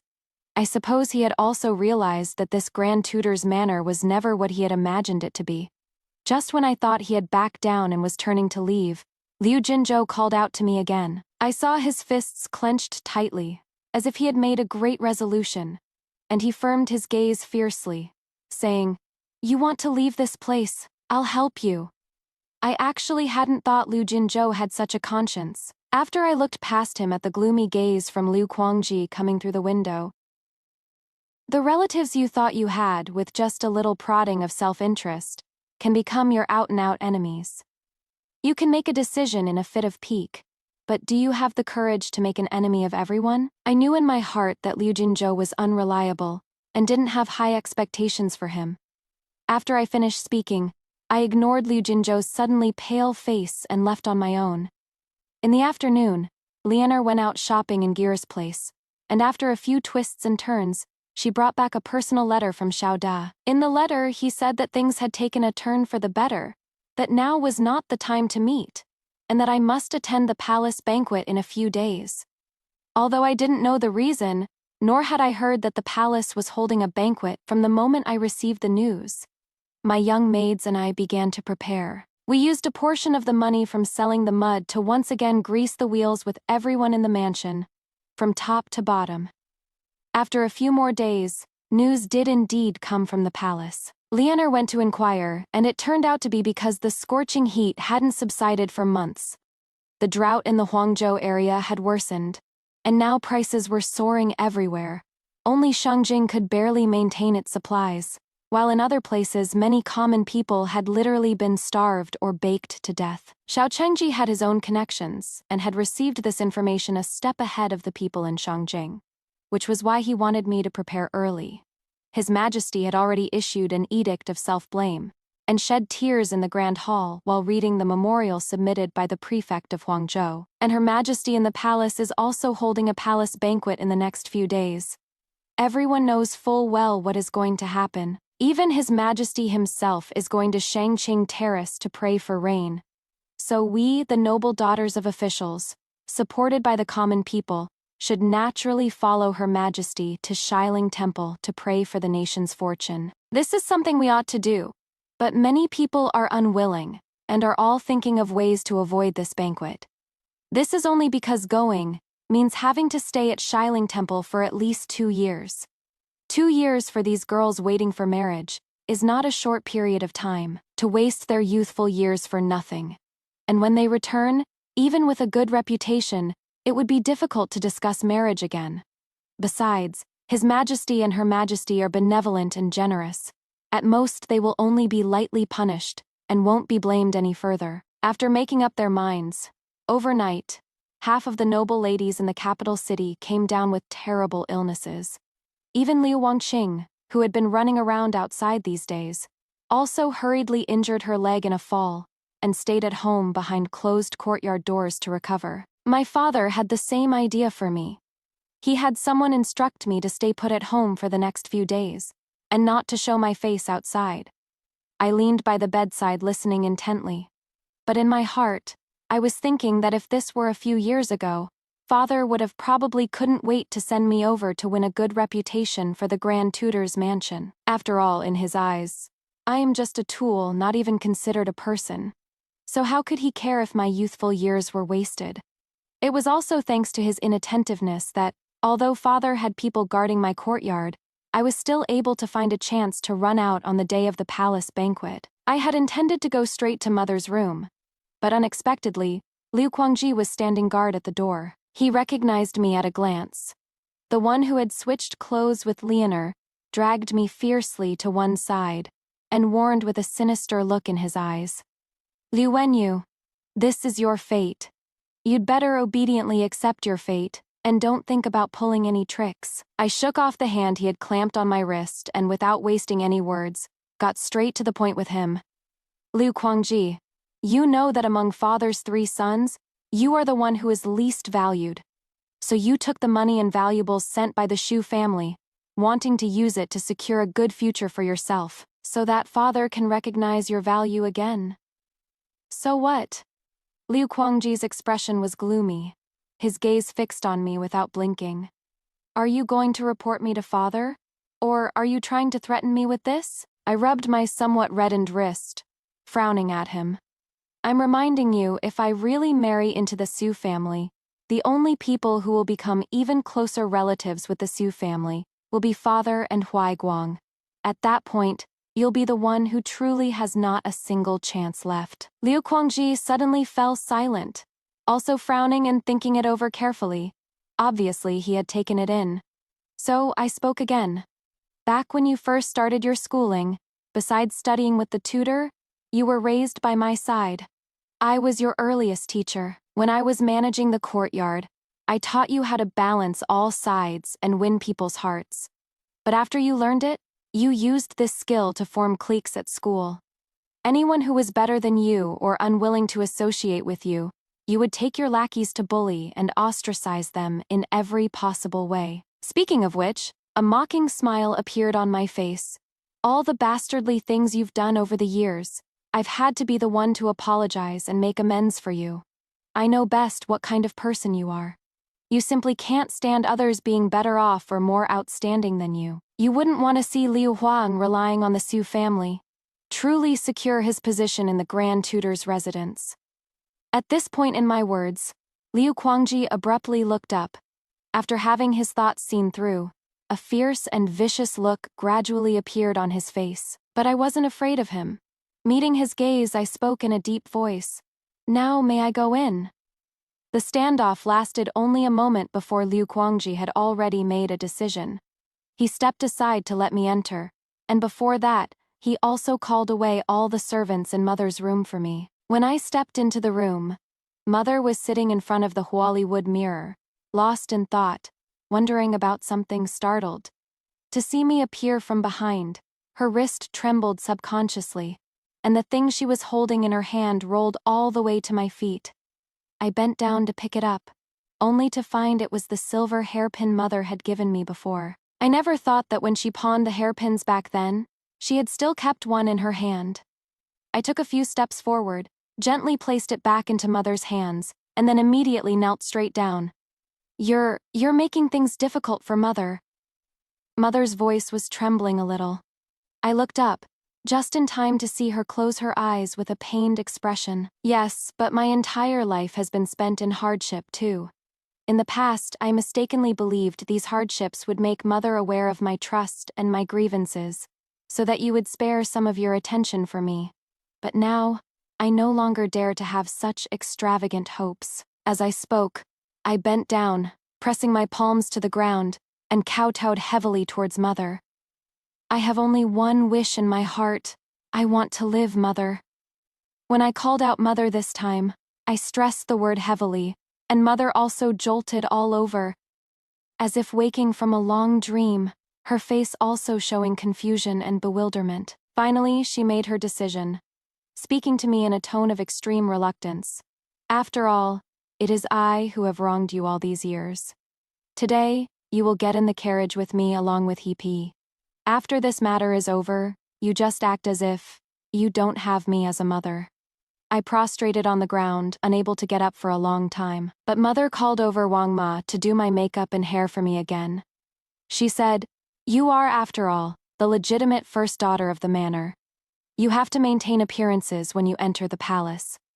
Wang Ma took the hint, came forward to undo my slightly messy hairdo, and began to style it again. "He Pei has been with me for a long time.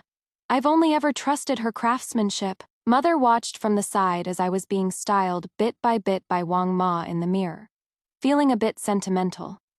I haven't taken a good look all these years, but now that I'm looking closely, I've just discovered that my Yor actually looks extremely similar to me when I was young. Wang Ma chimed in from the side. "They all say that back then, the mistress went through hell and back to give birth to the eldest miss. So the eldest miss is sensible because she came to repay a debt of gratitude. Naturally, she is close." These words seemed to have hit Mother's sore spot.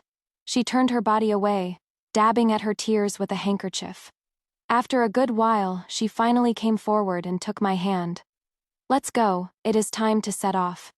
Earlier, Father had sent someone to call for Mother, but Mother said her head was hurting and told Father to go to the palace first. Now that Father is not in the residence, it is rather convenient for her to take me out. When I got out of the carriage at the palace gate, it was just as the carriages of various nobles and high officials were arriving one after another. But I barely saw any young ladies getting out. I heard my mother beside me let out a soft sigh, and then she went ahead to the banquet on her own. I didn't know if she was sighing for my future, or worrying about her own situation when she would face Father later. Just as I was following the guiding palace attendant, and about to leave as well, I was stopped by a clear, cold voice from behind. A person I can't say I'm familiar with stood in front of me. "Lu Wenyu, you really dare to come. I'll grant that the people of your Grand Tutor's mansion still have some backbone." Song Ruji spoke after sizing me up, because she held a grudge against Liu Wanqing. She also really hated me by extension, who was always being dragged into trouble by Liu Wanqing and forced to clean up her messes. In her eyes, Liu Wanqing and I were two of a kind, and at past banquets, she had never once shown me a pleasant face when we met. Even now, when she speaks to me, she still holds her chin up slightly, her tone carrying a bit of a sting.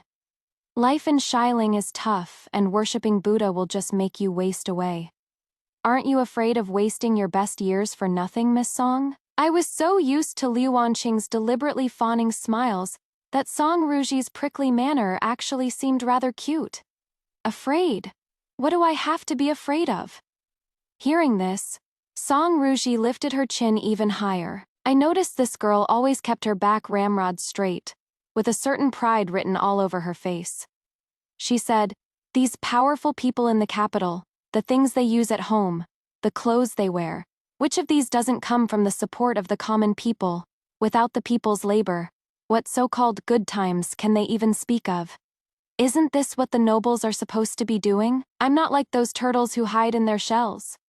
She finished speaking, and then stormed off with her head held high.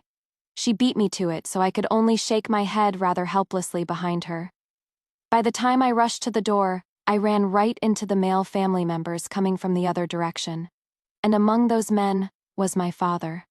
The moment his gaze landed on me, his entire expression darkened. I saw him give a subtle look to his side, and the young servant next to my father immediately prepared to come forward to seize me and send me away by force. I struggled and stepped back a few paces, the hatred in my eyes as I looked at my father, completely undisguised. This unprecedented bit of resistance angered my father even more. He strode towards me, raising his palm high, a vicious look on his face. And those young servants surrounded me from behind, making it clear I couldn't escape. But just then, the situation took a sudden turn. "Isn't this Sister Liu? You're usually such a homebody, but you've come today? Quick, come sit with me. The sisters have so much they want to tell you." Song Ruji's voice came from the doorway. Her tone was pitched high and sharp, causing more than half the people seated to look over in this direction. She herself completely ignored those servants, pushing them aside directly and looping her arm through mine. Her sisters followed behind her, crowding around me, and I followed them to our seats in the hall. In the fragrance of a group of girls, I glanced back.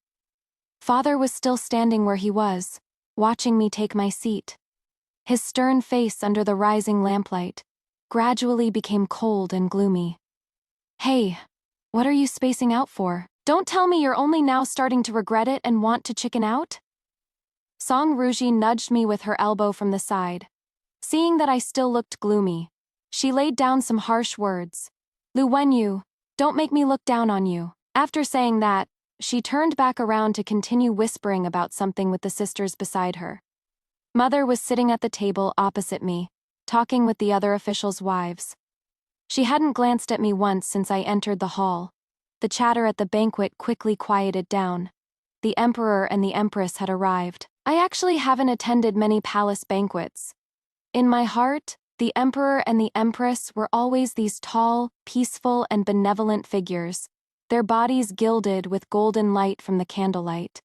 Now, Song Ruji and I lowered our heads together, quietly listening to the emperor's admonishments. A strange disaster has been sent by the heavens. Every single one of us should thus correct our own behavior, have compassion for the common people, and pray that heaven takes back the scorching heat and sends down welcome rain. The emperor was full of imposing majesty as he said this, and many of the ladies' faces changed in fear. The empress then chimed in at the right moment, soothing the lingering fear in everyone's hearts with her approachable and benevolent demeanor.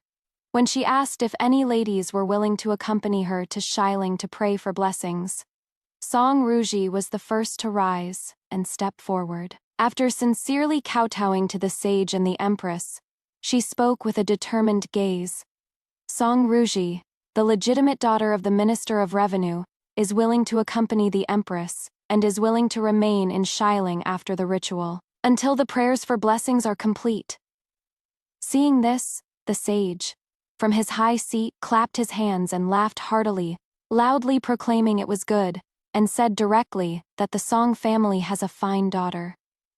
Seeing this, Song Ruji's sisters also left their seats one after another. During this time, several titled ladies also wanted to follow, but were turned back by the empress with a few smiling words. For officials currently in office, their first wives and heir sons are not allowed to leave the capital. This is a rule set by the sage. The atmosphere grew cold again for a moment. "Is there anyone else willing to go with me?" the empress asked gently from her seat above. It was at this moment that I clenched the silk handkerchief in my hand and stood up from my seat. Lu Wenyu of the Grand Tutor's Manor requests to accompany the empress. I knelt in the middle of the hall and performed a deep, respectful bow towards the high seat. The empress smiled and nodded in approval. Then my father's anxious voice came from the side. "My humble daughter is already betrothed and will be married soon. I implore the empress to retract her command." If this were in the past, the empress, being benevolent, would certainly have excused a girl who is about to be married from the task of accompanying her. But now, insolent. The attendant by the sage's side shouted sharply. Seeing this, my father quickly prostrated himself and knelt down beside me. In the gradually solidifying atmosphere, the saint suddenly laughed heartily, then asked Father, "We remember that the Liu family's marriage has already been switched to the second young miss. So how did the eldest daughter suddenly get engaged?" For a moment, I felt the entire aura around my father beside me change. With just a few words, the saint had already revealed his attention towards the Grand Tutor's manner. And next, father had to be even more cautious with his answer. A wrong answer would be the crime of deceiving the monarch. But if he answered correctly, it would mean laying the matter of his dealings with the Chu family out on the table, which was practically an invitation for the saint to investigate. Either way, it would be enough to shatter father's beautiful dream of power, being second to one and above 10,000 into pieces. In the silence, whose cold sweat was it that trickled down their temples, drop by drop smashing onto the bluestone floor tiles? I heard father swallow a mouthful of saliva, then take a deep breath and speak with a trembling voice. My humble daughter is mischievous and unruly. This humble subject feared she might offend Her Highness in the future, and I misspoke in the heat of the moment. I beg the saint and Her Highness for your forgiveness. His response was the silent majesty of the emperor. Seeing this, I completely ignored my surroundings and just buried my head even lower, trying my best to make the matter of father's misspeaking seem to have nothing to do with me. Just when many people thought my father would be convicted of a crime today because of this, the saint suddenly laughed again and said, "This eldest daughter of the Liu family. We, however, find her to be quite a docile and obedient one." Now that it had come to this, how would father dare say anything more? He repeatedly agreed, then pulled me along and left.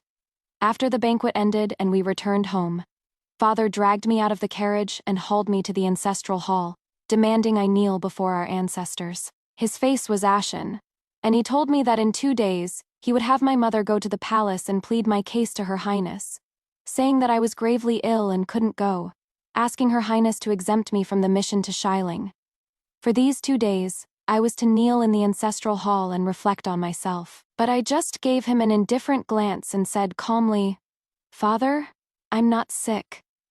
I stood bolt upright, and even facing the tablets of our ancestors, I still had a clear conscience. "You want to defy your father's wishes?" He lowered his tone a bit, sounding as if he was threatening me. I didn't appreciate the sentiment, slightly averting my gaze as I spoke to him. Does father still remember the days back when we were in Qingzhou? Back then, father was a local scholar, and our family was poor, while mother was originally the daughter of a wealthy family, who never knew the hardships of the world before she married. After marrying father, her family's situation changed, and she was reduced to pawning her clothes and selling her hairpins just to buy books for you. The women in the family often suffered from hunger and cold. That time compared to now, one could say it is a world of difference. As I spoke, I looked around at the surrounding lights, and the ancestral tablets of the Liu clan enshrined high up, and questioned him in a loud voice. "The house is spacious. Servants are in droves. Isn't this enough now, father? You should know that water overflows when it is full. If a person asks for too much, they will never be satisfied. And now the emperor is already warning you, father, yet you are still unwilling to stop. Enough. You ignorant girl. What do you know about reason?" Father's sharp shout cut off my next words. He was furious, raising his large palm to strike me, but I dodged aside.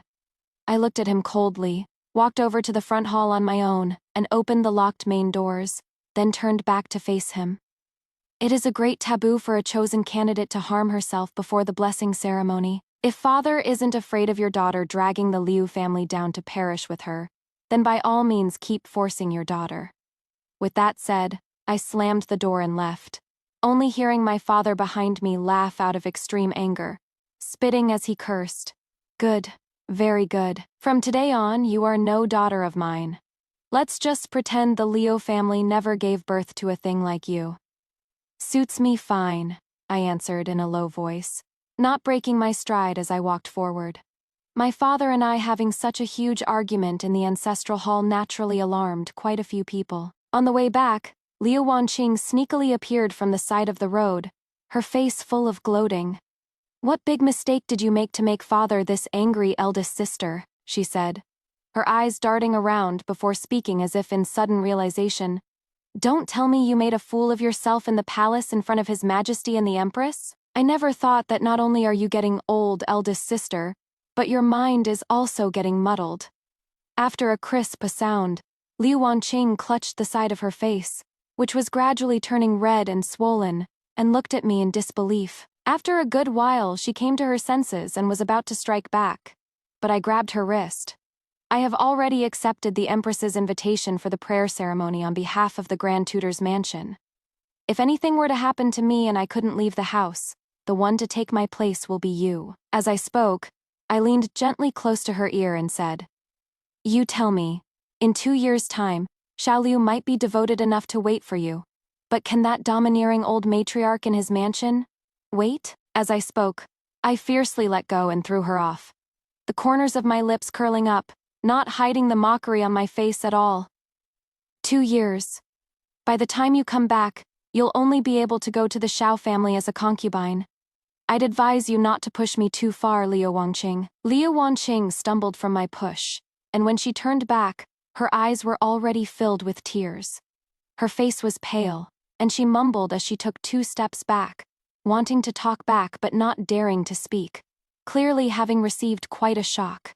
Simply because she had never heard of such a thing, nor had she ever seen this side of me. Standing in my gaze, her whole body was trembling, and she finally turned and fled into the night. I watched her panicked retreating figure, found it ironic, and couldn't help but scoff out loud. What I just said about having her take my place was just something I made up on the spot. Liu Wanqing attends palace occasions way more than I do. If only she could spare a little of her attention from dressing up, showing off everywhere, vying for favor at home, and fighting over men, she would have known that everything I just said were lies. After seeing Liu Wanqing off, I turned around again, looking at Lu Jinzhou as he walked out from the shadows. I rolled my wrists a little. "What, you here to mess with me too?" Lu Jinzhou, however, avoided answering this, just properly bowed to me as usual, and then said, "Eldest sister has now accomplished what you wanted to do. Congratulations." He didn't look like he was here to cause trouble, but I still didn't have much patience for him. Besides, I don't need to put on an act for anyone anymore. Seeing that he just stood there silently after he finished speaking, and having no patience to wait for him to talk, I moved past him to leave. Not far away, I could already see Ronger coming to get me with a lantern. Just as Lu Jinzhou and I brushed past each other, he suddenly spoke in a low voice. "I truly am a coward with no courage, unworthy of eldest sister's past teachings." My steps didn't stop, and Liu Jinzhou's voice was also very soft, as if he was talking to me, but also as if he was just talking to himself. He said, "Eldest sister, this lesson you've taught me by example today is enough for me to ponder for the rest of my life. I'll work hard too, to try and muster up the same kind of courage you have." By the time he finished speaking, I had already walked quite a distance. Ronger, who came to get me, checked me all over, and only after seeing I was unharmed did she hold on to me as we walked leisurely toward my courtyard. Liu Jinzhou was right about one thing he said just now. I've accomplished what I wanted to do. How this bunch from the Liu family thinks, gets by, or lives from now on, has absolutely nothing to do with me anymore. The departure for Xiling with Her Highness was set for 3 days later. During these 3 days, my courtyard was more deserted and desolate than ever before. Father thought this was a warning to me, that in his eyes, a child who has lost their parents' care and protection would have no good future. But little did he know, this actually made me feel more at ease. Lianer and the others and I successfully moved all the silver we had saved over the years. And I also went out to meet Xiao Chengji once. He really is a loyal and devoted person. Knowing that no one in the manor would prepare my luggage, he directly told me he had arranged a convoy of carriages for me, and that I should just take them with me on the day of my departure. I refused repeatedly after hearing this. I am going to pray for blessings, not to enjoy a life of comfort. Seeing this, Xiao Chengji's face showed a deeply moved expression.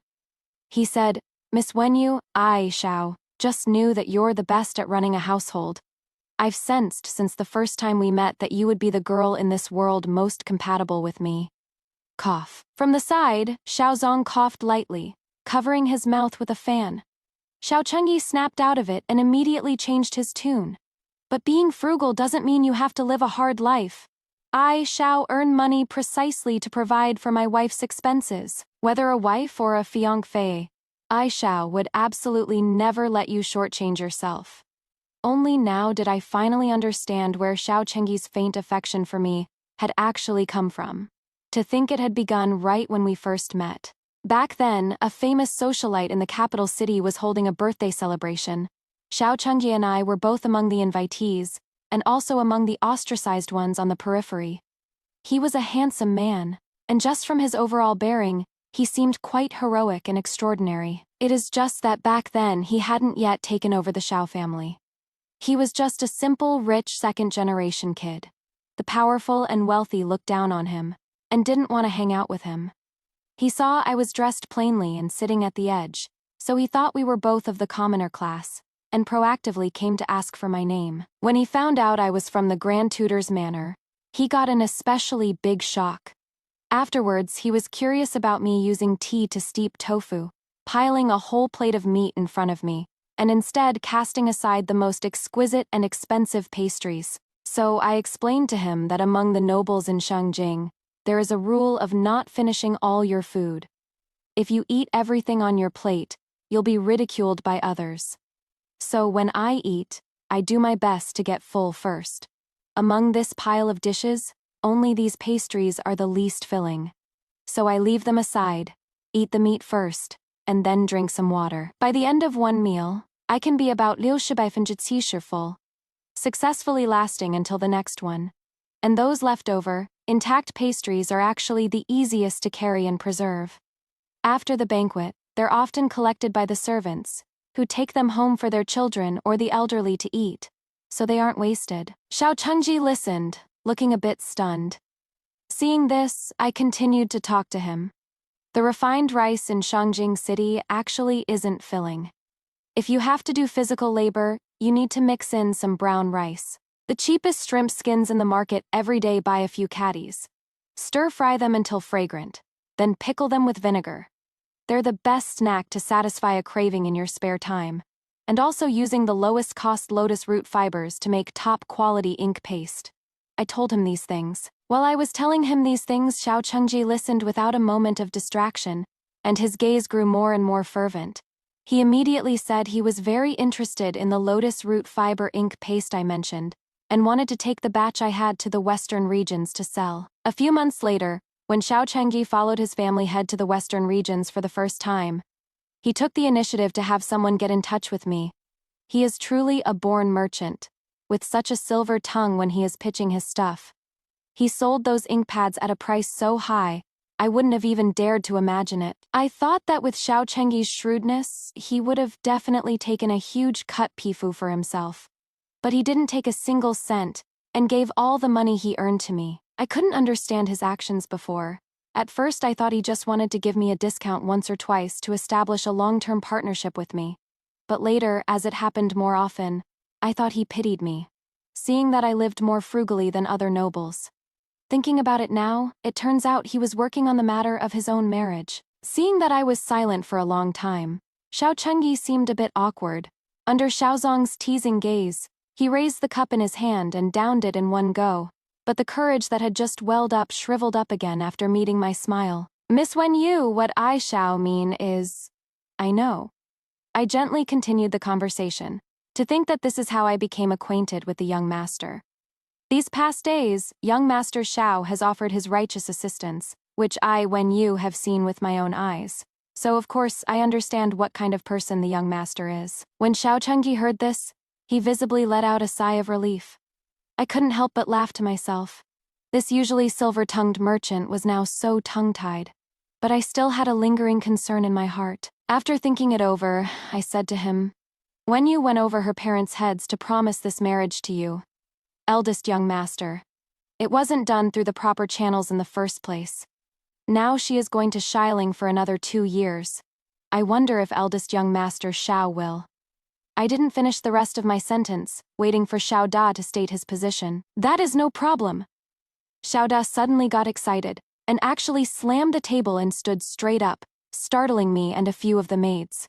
"Cough, cough!" Xiao Er, who was at the side, holding his teacup, coughed a couple more times. Only then did Xiao Da realize what he'd done, and he hurriedly sat down again, starting to explain. I shall often travel for business anyway, so an extra year or two is no problem. Just think of it as giving me more time to save up some. Save up some. As he said this, his eyes actually darted away, and he stared vaguely at the teacup on the table, a hint of shyness appearing on his rugged features, and he let out a couple of silly laughs. To save up more money for a wife. PFFT cough. Cough, cough. This time, Shower was truly choked by his tea, perhaps having never seen his own elder brother's silly side like this before. He looked a little embarrassed, covered half his face with his sandalwood fan, glanced around, and only then cupped his hands towards me in apology. My elder brother has gotten a bit silly from happiness. He has offended you, Miss Liu, and I hope you can forgive him. Afraid that Xiao Da would be too overjoyed on the way, this time it was Shower who called for a carriage to take me back. From far away, as I reached the front gate of the Grand Tutor's mansion, I saw another commotion. Liu Wanqing had really been having some bad luck lately. Not long after I dealt with her, she ran into old Madame Xiao making a move. I saw she had hired 4 lame sedan chair bearers to carry a shabby old blue cloth sedan chair adorned with flowers, and also called over 2 ugly as sin wedding attendants. Upon arriving at the Grand Tutor's mansion, they began yelling for the Grand Tutor's second miss to hurry out, get in the sedan, and be married.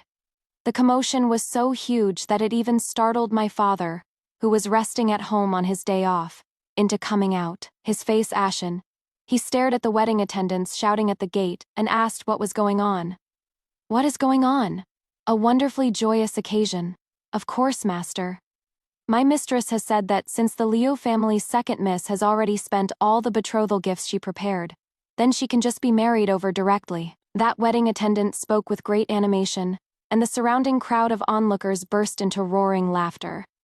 Before father could even speak, the other one quickly sidled up and added, That is right, master, especially since our mistress saw that your family's finances are tight, and the second miss has to go cry to our young master just to get food and clothing. She has waived your daughter's dowry. This is simply a double blessing arriving at your door. Once her words fell, father had completely lost all face. I don't know who in the surrounding crowd of onlookers started the jeering, but now they were all shouting in unison for the second miss to quickly come out and get in the bridal sedan. Furious, father could only turn around and search for Liu Wanqing's figure in the crowd of maids and old female servants. Seeing there was such a good show to watch, I was no longer in a hurry to get off the carriage. I lifted the curtain and followed father's line of sight to take a look as well. Liu Wanqing was hiding behind the door. She had never seen such a spectacle. Her face already turned white with fear. Under her father's stern gaze, she was brought out in front of everyone. Let me ask you, did you really spend the money of the Xiao family's eldest son? Her father demanded in a low voice, his face so dark it could drip water. I... Liu Wanqing stammered, just as she was about to speak. The wedding chaperone at the side suddenly let out an "ayo," came closer, and pointing at Liu Wanqing's skirt said loudly, Isn't this the mermaid silk fabric our young master had cut at the South City garment shop a little while ago? It has been made into clothes for you so quickly, miss. The young master really dotes on you. 100 years of happy union. 100 years of happy union. Liu Wanqing shuddered violently, then desperately shook her head, wanting to explain. But just as the words reached her lips, another person cut her off. The hairpin you're wearing, miss, is an heirloom of our Xiao family. Since you're already wearing it, you should hurry and get in the sedan chair. We wish you and your husband to be deeply in love and live in perfect harmony. As they spoke, the two of them were about to reach out together to drag Liu Wanqing into the sedan chair. Enough. A sharp shout from father put a stop to this farce.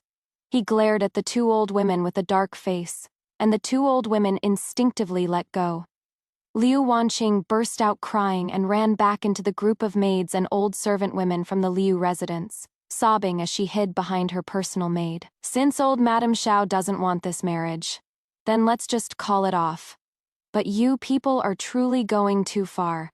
acting as if my grand tutor's residence has no one and offending us right at our front door. Hearing this, the two old women exchanged a look, and disdain appeared on their faces.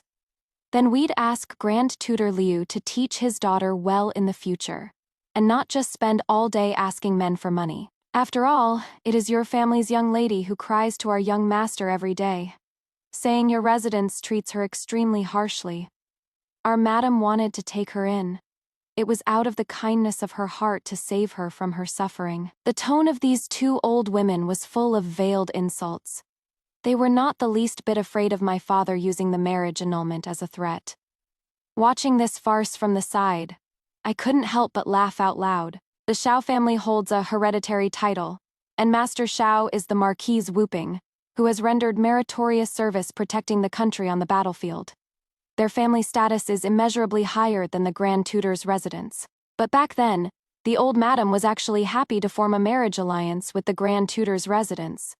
Firstly, if Xiao Liu wanted a match of equal social status, he could only marry up to a princess, which would ruin his future prospects. Secondly, the old madam was afraid of arousing the emperor's suspicion.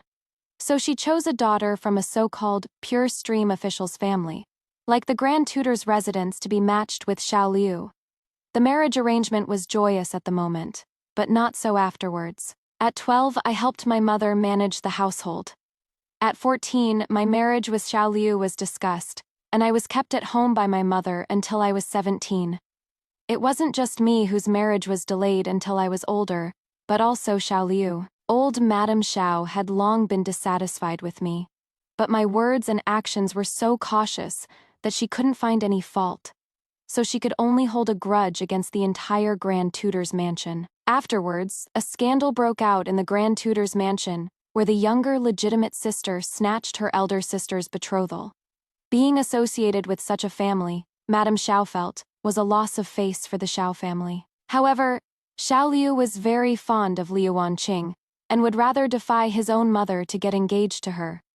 After all this, Madame Xiao had come to utterly despise Liu Wanqing, and wished that my father's side would be the one to propose breaking off the engagement. But when Liu Wanqing first heard the words "break off the engagement," she was still completely clueless. It wasn't until Schwanger, who was supporting her, leaned in and whispered a few words in her ear that Liu Wanqing's expression became panicked. She then rushed out crying, knelt, and kowtowed before father. "Father, your daughter and young Master Xiao are truly in love. I don't want to break off the engagement with the Xiao family." Father's previous action was intended as a feigned retreat to advance. Even if the Xiao family didn't try to keep the engagement, it would at least preserve some of the Grand Tutor's mansion's face. But this move by Liu Wanqing could truly be described as dragging father's face down and stomping it on the ground. I was watching from the side as things got exciting, and Ronger handed me a handful of melon seeds at just the right time. The two of us sat together and started cracking them. You... Take her to the ancestral hall and lock her up." Afterwards, he also sent away the old maids from the Xiao family.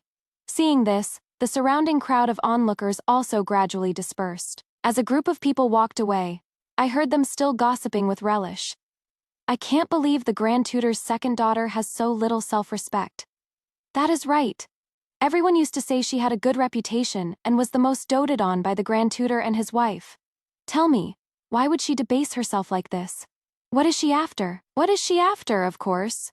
She is afraid that if she loses this marriage with the Xiao family, she'll be sent by her father to the room of Chancellor Su's nephew. That would truly be falling from the clouds into hell. Compared to that, what is face worth?" Liu Wanqing seems to have figured it out and gone all out. But it is a pity she has always lacked a bit of sense. Now, with the wrong occasion, she has put her face-conscious father in an impossible position. What good can come of it for herself? Liu Wanqing was punished severely. Just when I thought I could finally have some peace and quiet, I ran into her again. It seems I underestimated Liu Wanqing's determination to disgust me. She knelt before the ancestral tablets in the ancestral hall for a whole night. Her legs and feet could hardly be called nimble anymore, yet she still had to drag her wound-covered body to my courtyard gate to block me before I left the next day. Yesterday, a servant saw it. "You got off of Shower's carriage. I absolutely never expected that the first sentence to come out of Liu Wangqing's mouth would be this. Then I heard her continue, saying, "First you arranged your own engagement to Xiao Da, and then you went off to seduce the Xiao family's second son. Liu Wenyu, you truly are the most shameless woman in this world." She said it viciously, as if to vent the endless resentment in her heart. Seeing as she was spouting nothing but nonsense, I was about to walk right past her and leave. As I passed by her, Liu Wanqing suddenly lunged at me with all her might. "Liu Wenyu, you just wait. The moment you leave, there'll be no place for you in this family anymore. You'll never get another chance to be an eyesore to me. I'll definitely make you regret this, and in the future, you'll be kneeling at my feet begging me." I was getting sick of her shouting and was about to push her away, when Ronger beat me to it and slapped her across the face. Liu Wanqing was stunned for a moment, as if in disbelief, then her voice suddenly shot up. "Where did this wretched maid come from? How dare you bully me like this? Excuse me, the eldest miss has already burned this servant's indenture contract. This servant is a free person now. I'll hit whoever I want to hit." Ronger straightened her back, took 2 pieces of broken silver from her pouch, and threw them at Liu Wangqing's feet. And without waiting for Liu Wangqing to react, she put her hands back into her sleeves and announced in a clear voice, "I hear that second miss is not having a good life in the manor, and even needs to rely on her fiancé for support. This bit of silver is a small token from me. Just take it as compensation for the slap second miss received from me." Liu Wanqing had never been treated like this before, screaming hoarsely at the mansion's guards. "Seize this lowly bitch. I'm going to beat this lowly bitch to death. Hurry up and beat her to death. Wanqing, you don't have the authority to wantonly take a person's life." I took 2 steps forward, gently cupped her cheeks that had been slapped by Ronger, the pad of my finger caressing the swollen handprint on her face, and said softly, "Besides, if I miss my appointment with her ladyship because of this, the entire Grand Preceptor's manor will be implicated because of you. You tell me, what kind of punishment will you receive from the saint and her ladyship?" The punishment wasn't necessarily too severe, but my tone of voice was truly creepy. I could feel Liu Wanqing trembling under my palm. My palm moved down to her shoulder, and I patted it lightly. "Don't make me angry, okay?" In the end, I still brought Ronger and smoothly left the residence gate. Ronger insisted on seeing me off, saying she could only be at ease after watching me depart. I was afraid Liu Wanqing would retaliate against her afterwards, so I told her to go seek refuge with the Xiao family after I left. And the rest of the young maids have also been settled. Now in the Grand Tutor's manor, my courtyard is already empty. I gave Ronger, who was in front of me clutching my sleeve and sobbing non-stop, a little squeeze, comforted her with a couple of soft words, then turned and left. As I was boarding the carriage, a thought suddenly struck me, and I felt a particularly familiar gaze falling on me from a distance. I turned my head back, and just so happened to see Xiao Chengyi at the end of the long street, waving at me non-stop. He was smiling heartily, mouthing some silent words, as if telling me not to worry about anything here. The gloom in my heart completely dissipated. I smiled back at him, then lifted the curtain and settled into my seat with peace of mind. Song Ruji was already seated in the carriage. At this moment she was resting her cheek on her hand, staring blankly out the window. When she heard me come in, she only glanced back indifferently, then turned back to stare motionlessly out the window, leaving me with only the sight of her awkward-looking figure. She was in this state the entire journey, silent and lost in thought. She ignored me, and I didn't take the initiative to speak to her either. The whole way, I was calculating in my mind about what to do after we arrived at Shiling Temple. Her Majesty will only be at Shiling Temple for 2 months. If, in these 2 months, I can be attentive enough and make Her Majesty remember me well, then when it is time to leave the temple, I can ask Her Majesty to arrange a marriage between me and Xiao Chengyi. If I succeed, then everything after that will be a sure thing. When that time comes, if the little maids still want to follow me, they can stay by my side as my dowry maids. But if they have someone they fancy, I will recognize them as my sworn sisters and personally handle their wedding affairs. Thinking of this, A surge of emotion belatedly boiled up in my heart. I could already see a life completely different from the past. Even if I only got a little taste of the sweetness, it would be enough to make me strive for it with all my might. I could finally get rid of that messy and oppressive past and live for myself for once. Not only that, I was also thinking that since Xiaoda cares about me, if he truly treats me well in the future, then for the rest of my life, I want to live a good life together with this person who truly loves me. This is one of my good points. I cherish my blessings very much and never mess around with the kindness I receive. Thinking like this, without realizing it, I also ended up in the same posture as Song Ruji, with a smile on my lips, sitting at the other end of the carriage, cupping my chin, and looking out the window. By the time we reached Xiling, and Song Ruji and I were settled in the same room staring at each other, we still hadn't said a single word to each other. Song Ruji seemed to be sulking at someone, and there was an air of anger in her every gesture. Although I was completely clueless, I thought to myself that the one who offended her probably wasn't me. So after tidying up the bed, I rested my head on the soft pillow that Ronger had embroidered for me, stitch by stitch, and closed my eyes to rest. In the latter half of the night, I was again shaken awake by Song Ruji. By the moonlight entering the room, I could see the haggard look in her eyes. This girl probably hadn't even touched her pillow for the first half of the night. She looked at me, hesitating, and after struggling for a good while, she finally spoke awkwardly. "You left home today, and Liu Jinzhou didn't even come to see you." "I'm not on good terms with him. I don't care if he comes or not," I said, raising a hand to cover a yawn, and was about to lie down again. "Wait." Seeing this, Song Ruji quickly pulled me back. "I'm not done asking yet. Tell me, what has Liu Jinzhou been up to lately?" "I don't know, and I don't care." My temper started to flare up. I wrapped myself completely in the blanket, flipped over backwards, and rolled back onto the bed. Song Ruji, not giving up, was still shoving me from behind, and was brushed away by my swinging arm. "I really don't know how someone who looks as decent as you could have fallen for him," I muttered, burying my head in the blankets. Song Ruji, on the other hand, was silent for quite a while, as if she was genuinely pondering this question. Just as I was about to fall asleep again, I heard her dry voice say, "It is just.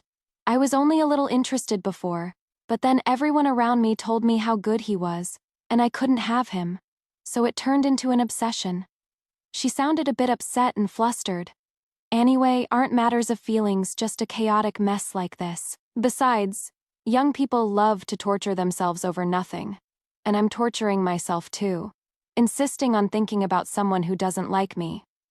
She completely deflated and sat down right by my bed. After a while, she reached out again and poked me through the quilt. "Liu Wenyu, you're just going to sleep like that. Not going to say anything." I was getting a bit angry from her pestering me, so I hunched my back and sat up, telling her everything in one breath. "First of all, other people tell you he is good, probably because you opened your mouth to praise him first. As for what kind of piece of crap he is himself, you have eyes and should have your own judgment in your heart. Young people like to mess around, but that doesn't mean they should mess themselves up to the point of ruin. Secondly, from your father and mother above, down to your sisters and brothers beside you, which one of them doesn't sincerely love and protect you, thinking you are their greatest treasure? So why bother making yourself depressed and upset for a man who giel? Lastly, if you disturb my rest again, tomorrow I'll nail you to the door panel so you can't leave the house all day." With that, I flopped back down, burying my head. Song Ruji was so intimidated by me that she was stunned for a long while, before finally tiptoeing back to her bed. By the next day, when she looked at me, there was a distinct new hint of reverence in her eyes. I didn't have time for her, and after a quick wash, I went to the central courtyard for morning prayers, and then to the Buddha to burn incense, chant scriptures, and pray for blessings. I figured I was plenty early and would definitely leave a good impression on her ladyship. When I arrived, I found Her Highness had already been kneeling before the Buddha for the entire night. She was in a plain robe, a string of Bodhi beads hanging from her hand, and wreathed in incense smoke. Her Highness had her eyes closed, her face compassionate and devout, just like a holy bodhisattva. She noticed me, gave me a loving smile, and then extended her hand. "You're Wenyu, aren't you? Good child, come over here." I hurried to her ladyship's side with small steps, first gave her ladyship a proper salutation, and only then sat down beside her. Afterwards, I recited the scriptures together with her ladyship, and this time, my stiffly straight back lowered a little. Before her ladyship and the Buddha, I felt ashamed of the little schemes in my heart. Just like that, I spent the first month and a half after arriving at Shiling Temple by her ladyship's side. A small incident occurred in between. A refugee fleeing for his life from Huangzhou, covered in wounds, burst into Shiling Temple. At that time, I and the other noble ladies were chanting scriptures before the Buddha. Everyone was startled at the sudden sight of a strange man, and it was Her Highness who called the guards to watch him, and also summoned the imperial physician. When that man burst in, he was on the brink of death. The imperial physician woke him up, but he only managed to utter a few sentences with a breath as faint as a thread, and then fell unconscious again. It was also at that time that I learned the disaster in Huangzhou had reached the point where the common people were exchanging children to eat, but His Majesty had clearly opened the state treasury 3 times, and sent down all the silver for disaster relief. That night, the house in the northwest corner, where the disaster victims were staying, inexplicably caught fire, and the blaze spread all the way to the row of houses behind us. After Song Ruji was startled awake, still in her undergarments, she just wrapped me in the quilt from the couch and carried me out. After I woke up, I could only wrap her in the same blanket, and the 2 of us sat in the courtyard for half the night. Fortunately, the one that burned down was the empty room next to ours, and both mine and Song Ruji's luggage are still here. But someone committed arson at Shiling Temple.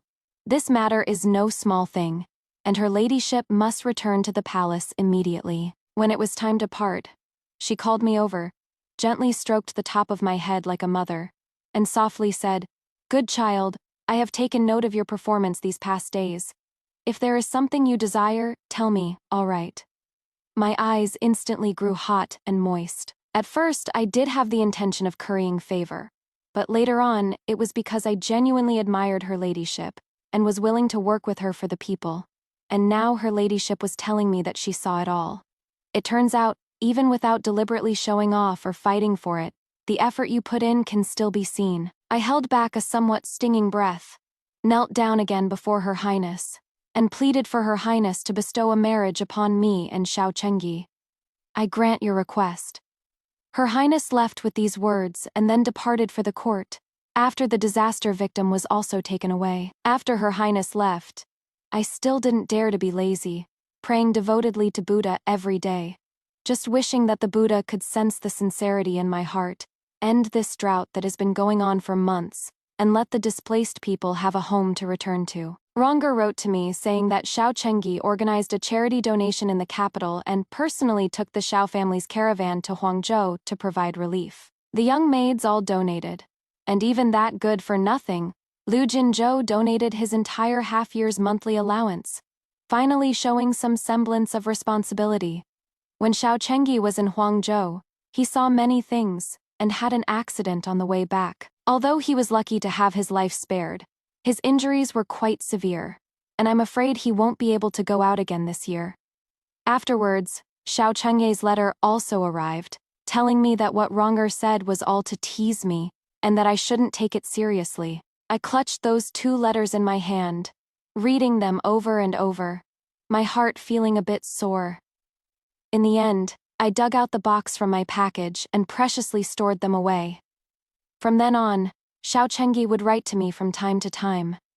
Xiao Chengyi was rich and could buy information that most people couldn't know. The things that happened in Shangjing were almost all relayed to me by him, without missing a thing. From his letters, I learned that the Liu family had now become honorary relatives with the Su family, and Liu Huaiguang had become a sworn brother to Prime Minister Su's nephew. Father, in the end, still boarded the great ship that is the Su family, which was inevitable. From the moment he, after being warned by the saint, still single-mindedly wanted to send me into the Prime Minister's mansion, I understood that he was already bound to the Su family by deeper interests. For a time, the Liu family became scorching hot in the capital city of Shangjing, and the marriage engagement between Liu Wangqing and Xiao Liu also stabilized once again. Everyone envied the Grand Tutor's mansion. They had both the saint's favor and Prime Minister Su's protection.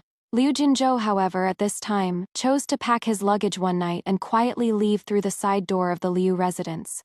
He left a farewell letter for his mother, saying in the letter that he was going to the borderlands to join the army. In the first half of his life, he had committed all sorts of deeds, and was of a cowardly character, not even as good as a woman like his eldest sister, simply unworthy of being a man. Now he was going to leave the future his father had arranged for him, to personally go find the things he wanted to pursue in this life. Mother held the letter and cried for a long time. She worried about Liu Jinzhou day and night at home, afraid he might meet with some misfortune in the borderlands, and in a short while she had aged a great deal, and Liu Huaguang was at the height of his success. He worked by Prime Minister Su's side, and was flattered by the people around him until he became arrogant and conceited. In contrast, Liu Guangji was completely ignored. Xiao Chengyi's people noticed that he was getting very close with his father's political enemies, presumably wanting to use a novel method to attract his father's attention. After autumn arrived, the weather finally turned cooler, and the capital city of Shangjing welcomed a long-awaited heavy rain, and the emperor, who had returned from his incognito visit to Huangzhou, also returned to the palace filled with rage, dealing with many people in one go. But those people were merely small fries and scapegoats. At this point, I couldn't help but be curious. So I wrote back to ask Xiao Chengyi how he knew that those people weren't the real masterminds. Xiao Chengyi's reply this time was very concise, and also very heavy. He said, "Because I have been there." Xiao Chengyi is a merchant. He knows how to assess a situation, to seek advantages and avoid harm. Ever since returning to Shangjing, he had remained silent, which saved his life and prevented him from coming to further harm. I was worried about Xiao Chengyi, so I didn't continue this topic any further. Instead, I heard that old Madame Xiao was getting fed up with the two of us, me and Liu Wangqing, wearing her sundown, and had been constantly urging Liu Wangqing to marry into the family. But with the eldest daughter still unmarried, how could Liu Wangqing possibly marry Xiao Liu? Perhaps having received a promise from her ladyship, Xiao Chengji became much bolder in his letters. Before I even had a chance to write back, Song Ruji, who was peeking over from the side, snatched the pen and wrote back irritably in a few strokes.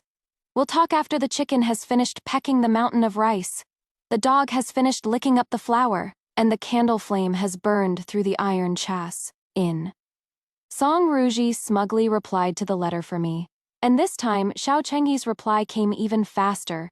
He knew my handwriting, so the words in this reply were spoken directly to Song Ruji.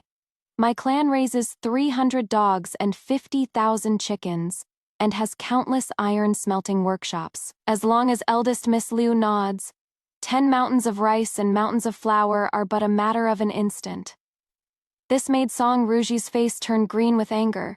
She directly clung to my arm and kept sulking. "So what if he is rich? He can't hold you right now like I am." This girl's endless stream of weird antics left me not knowing whether to laugh or cry. When winter came, the temple grew cold, and the charcoal from the capital still hadn't been delivered. Even though everyone had put on their winter clothes, they all still felt it was a bit hard to endure. It was also at this time, outside the cold and remote temple, the hawking cry of a charcoal seller suddenly rang out. We all rushed out to see, but far in the distance, we saw the emblem of the Xiao family's merchant caravan. This was a troop that had just returned from trading in the western regions, carrying top-quality gold thread charcoal, and having heard the family head's instructions, for some unknown reason they insisted on taking a huge detour to pass through here at Xiling. Now we understand. The family head wants us to deliver charcoal to the future mistress. So how could we dare to accept any silver for it? Basket after basket of expensive gold thread charcoal was unloaded at Xiling Temple, and Xiao Chengyi got to show off his extravagance in front of Song Ruji. It is hard to badmouth someone whose gifts you've accepted. So Song Ruji couldn't bring herself to say bad things about Xiao Chengyi anymore, and could only mutter on the side.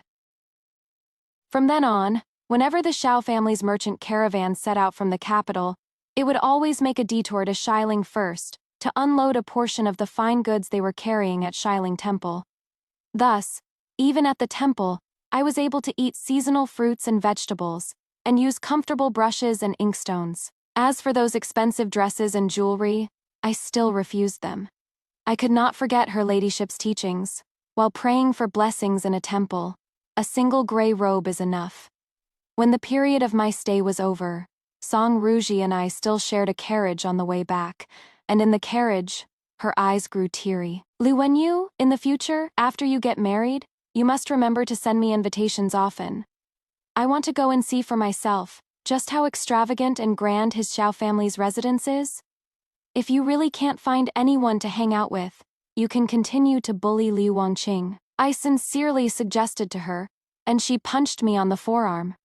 Before we parted, however, I was a bit worried about her future, and asked if she still hadn't given up on Liu Jinzhou. Unexpectedly this time, Song Ruji held her head high, and upon hearing Liu Jinzhou's name she scoffed. That piece of trash who bullied my sisters. And he still wants me to take a fancy to him. Dream on. I know her character. So this time I was truly relieved. Xiao Chengji came to pick me up with his people, and behind him, Lianrong Su Guihua Gao, Luo Huashao and Mapo stood in a neat row. The moment I lifted my foot, they swarmed around me. Du Fu got married. Xiao Chengji prepared a generous dowry for her, but he didn't give it all at once, instead requiring her to go to the Xiao family's bank every 2 months to redeem it. This had to go on for a full 3 years, to confirm that her husband's family was well off and simple, and that they were genuinely good to her. I chatted idly with them for a while. Then I had to go to the palace to see the empress. When I arrived outside the palace, as luck would have it, I ran into Liu Wangqing, who was with Xiao Liu. Xiao Liu, to avoid suspicion, only nodded at me from a distance when he saw me. But Liu Wangqing, I don't know what got into her, spoke to me sourly. The wind and frost of Shiling Temple are truly harsh. Sister, you look much older again. That is right. Praying for blessings and chanting scriptures is a pursuit of hardship and sincerity. Otherwise, it would be difficult to move heaven and earth, I said calmly. And after the others heard this, there was a bit more respect in their eyes as they looked at me. Liu Wanqing's expression turned a bit ugly. And before she could even speak, Song Ruji's, that is right. I've never heard of anyone going to Shiling to worship Buddha and coming back all plump and sleek. Little sister Liu is exceptionally gifted. If it weren't for suddenly falling gravely ill the night before the palace banquet and being unable to leave the house, I suppose she could have given it a try. Brilliant! I couldn't help but praise Song Ruji in my heart. Xiao Liu's attitude towards Liu Wanqing had also become ambiguous now. I heard that he had been caught between Liu Wanqing and old Madame Xiao, in a difficult position for a whole 2 years, and no longer had the same affection for Liu Wanqing as before. If it were in the past, he would have definitely been the first one to rush out in a panic to stand up for his good little sister. But now he just remained silent for a moment before speaking to us.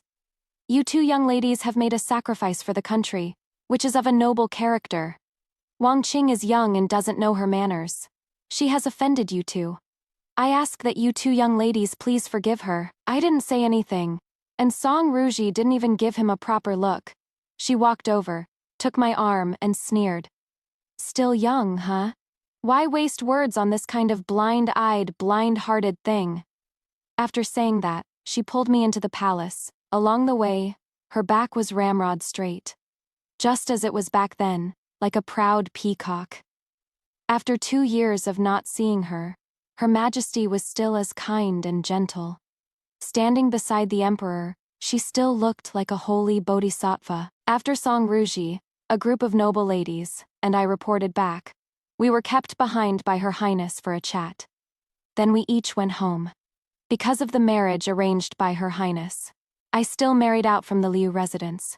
Even though father was 1,000 times unwilling, he still prepared what could be considered a generous dowry for me. Xiao Chengji had someone calculate the nearest auspicious day, and he couldn't wait to welcome me into his home. Liu Wanqing was also getting impatient, wishing I would leave again the day after I came home. But when that day truly came, she saw Xiao Zong dressed in brocade and riding a tall horse, accompanying Xiao Chengje to welcome the bride, and her eyes suddenly reddened. The Grand Tutor's residence marrying off a daughter was a grand affair, and Xiao Chengyi paid a hefty betrothal gift. A long procession of people carried the gifts, winding through several streets of the city, with no end in sight. Later on, he even had them directly loaded onto carts and horses, parading through the streets behind the people. Xiao Chengye was usually very stingy, so this extravagance today gave the people in the capital a new understanding of the Xiao family's wealth. Father also rarely had a bit of a smile on his face, seeming to feel that he had finally saved some face. But very soon, as Xiao Chengji and I were preparing for the wedding ceremony, a servant boy came to report that all those betrothal gifts had gone into the 3 residences Xiao Chengji had prepared for me outside the capital, and not a single hair of it had entered the Liu family's home. I couldn't hold it in and laughed out loud under my red wedding veil. Buddha, forgive me. And Father was so angry he flicked his sleeves and left right on the spot. This is even better. I wasn't willing to kneel to him in the first place. After Father left, Xiao Chengyi carried me on his back, crossed the threshold of my home, and walked into the wedding hall. Xiao Chengyi and I bowed to heaven and earth, bowed to my mother and my parents-in-law, and when it was time for the couple's bow to each other, I saw his hand hidden under his sleeve was shaking with nervousness. I couldn't help but reach out my hand and gently place it on the back of his. Xiao Chengji squeezed my hand back, and through the crimson-red bridal veil, we both smiled at the same time. After that, I was sent to the bridal chamber. As I sat there clutching the wedding kerchief, guessing I'd have to wait for a while, the door suddenly opened. Then I heard a servant boy outside continuously shouting, "The eldest young master is having money thrown. Everyone, hurry to the front hall to get some." The people who were there to razz the newlyweds all left in an instant, and Xiao Chengyi, just like that, walked straight towards me.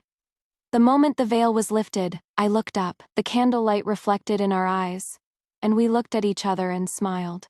Xiao Chengyi's handsome face had a flush of red. I guess even after throwing money, he was still forced to drink a lot of wine. "Are you hungry?" I nodded. So he just sat down beside me like that, reached into his sleeve and fumbled around for a while, and took out a paper-greased bag of sliced beef, handing it to me. On our wedding night, the 2 of us ate roasted beef here by the light of the dragon and phoenix candles. When we were halfway through eating, Xiao Chengji remembered that he had just sent the wedding matron away, and there was no one to guide us in drinking the nuptial wine. Xiao Chengji hurriedly went to call the person back. When the wedding matron came in, she had an awkward look on her face. Forcing a happy expression, she poured wine for the 2 of us. The moment our arms intertwined, Xiao Chengye whispered softly before my eyes. He said, "My lady, I will be good to you for the rest of my life." Half a year after I married Xiao Chengye, the Prime Minister's residence fell. The disaster relief funds that were embezzled back then in Huangzhou had always been a sore spot in the Holy One's heart, especially after he personally witnessed commoners starve to a desperate point, digging up and eating dry mud from the ground, bloating themselves to death. After returning, the Holy One couldn't sleep day or night, and grew many more white hairs. Now, the whereabouts of the disaster relief silver was finally figured out. The funds meant to be a lifeline for the common people had been turned into the gold-threaded embroidery on Prime Minister Su and his clan's disciples, the fine wine in their cups, and the tears in the eyes of the ever-present song and dance girls in their residence. The Holy One was furious. Prime Minister Su's home was ransacked, and he was beheaded at the East Market. The Grand Tutor's residence, which had close ties with the Prime Minister's residence, was also implicated. My father was stripped of his post and exiled, and as luck would have it, the place of his exile was precisely where he originally came from. Qingzhou. Back then, he had boarded the carriage to the capital, full of ambition. Now, returning to his hometown, he was still down and out. More than a decade of springs and autumns, just an illusory dream and a floating life. And what was even more heart-wrenching for him was that the charges detailing his crimes were submitted by his own son, Liu Kuangji. Liu Kuangji's merits and demerits cancelled each other out, and he was allowed to stay in the capital, but unfortunately, he was overly ambitious. willing to betray his own father to gain favor from those in power. Yet, after the Liu family lost its power, he failed to make any splash for the rest of his life. Liu Wanqing was unwilling to go back with her father to suffer, so on the eve of the Grand Tutor's residence's downfall, she packed her bags and rushed overnight to the Xiao family's residence. She who runs to a man becomes a concubine. Liu Wanqing, who once vied to be the treasure in everyone's heart, had now become an unnamed and unrecognized concubine in the Xiao residence. This time, Xiao Liu didn't defy the old madam of the Xiao family for her again, but directly acquiesced to such an arrangement. Afterward, it was heard that Liu Wanqing was unwilling to remain obscure like this, and after trying and failing to regain favor with Xiao Liu, she wanted to use the opportunity of going out to offer incense to seduce Xiaoer. Unfortunately, she painstakingly orchestrated a chances encounter. But before she could even see the person, she was caught and dragged back by the old maids of the Xiao residence. It is said she received a harsh caning, and after that, there was no more news of her. Liu Jinzhou still hadn't returned. Ever since he went to join the army, he had completely cut off contact with his family. Liu Huaiguang, upon whom his father had poured all his heart and effort, was unwilling to accept the fact that his brilliant future had vanished overnight, and kept throwing tantrums and smashing things at home. After he came to his senses, he became completely demoralized and never recovered. From beginning to end, only mother seemed to be satisfied with the arrangement to return to Qingzhou. When it was time to part, I went to see her off, and quietly slipped 100 silver note into her hand. I told her to keep it safe, that she eventually had to learn to manage everything herself. When father returned to Qingzhou, he ran into the refugees who had fled from Huangzhou back then.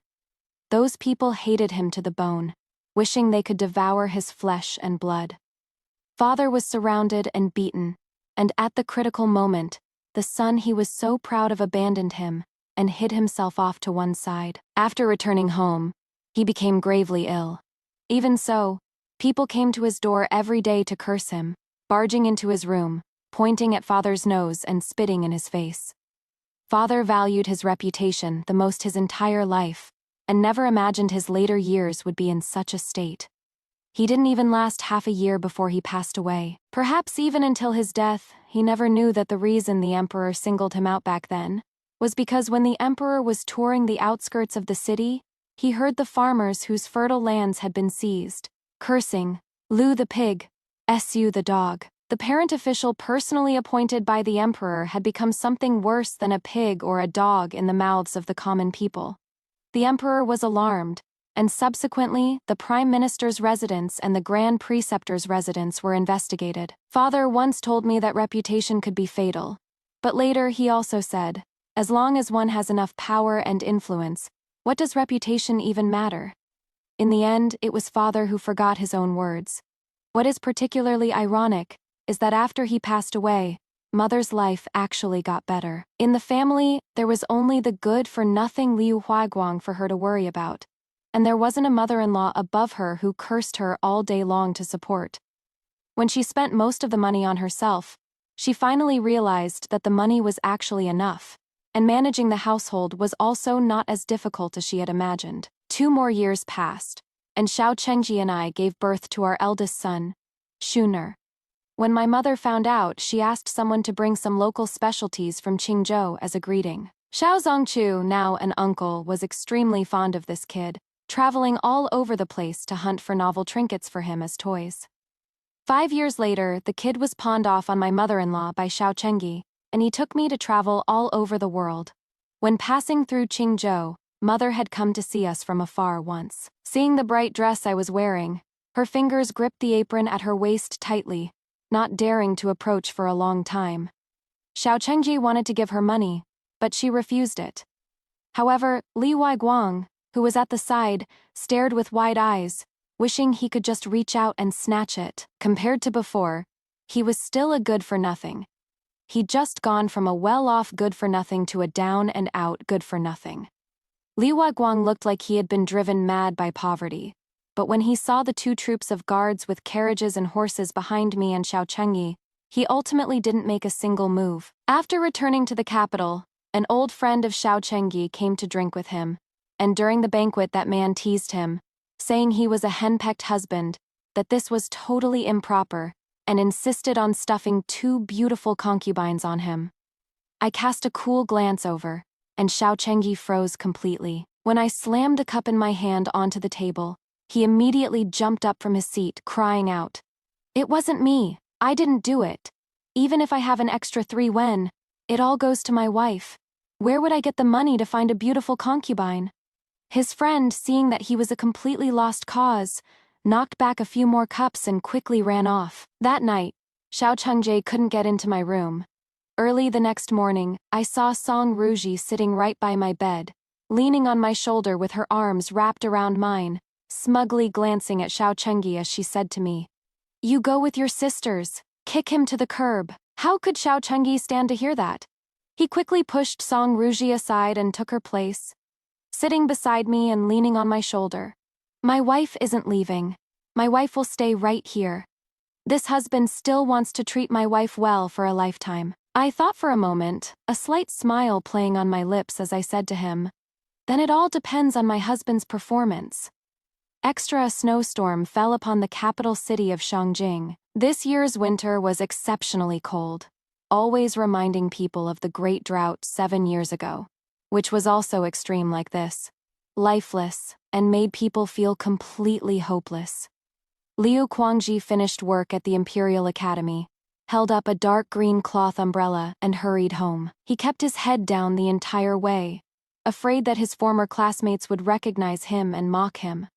But that bit of unsettled pride of his was always tormenting him, forcing him to keep his spine straight, and so he lived as such a contradictory person, twisted and repressed, prideful yet self-destructive. But even so, fate had never spared him. As he was passing the corner of a deep alley, he was splashed all over with filthy mud by a speeding horse and carriage, and what he was wearing was precisely his last proper set of clothes for the winter. Not far away, an official came along the road from court, saw Liu Kuangji looking like this, and raised his voice from far away, shouting, "Yo, isn't this Mr. Liu?" The person next to him quickly nudged him with his elbow, and pointing at Liu Kuangji, he winked and made a face and said, "What, Mr. Someone who helps organize books at the Imperial Academy can also be called Emar now." Hey, that is one way to put it. As the two of them passed by Liu Kuangji, they even deliberately and exaggeratedly covered their noses with their hands. It seemed they were disgusted by the filthy, sour smell on him. Liu Kuangji's hand hanging at his side, clenched tightly into a fist under his sleeve, but he pressed the umbrella down even lower, and put on an apologetic smile for them. Who would have thought that back when they were at the Imperial Academy, these two were nothing more than his lackeys and running dogs? That is right, Liu Kuangji thought.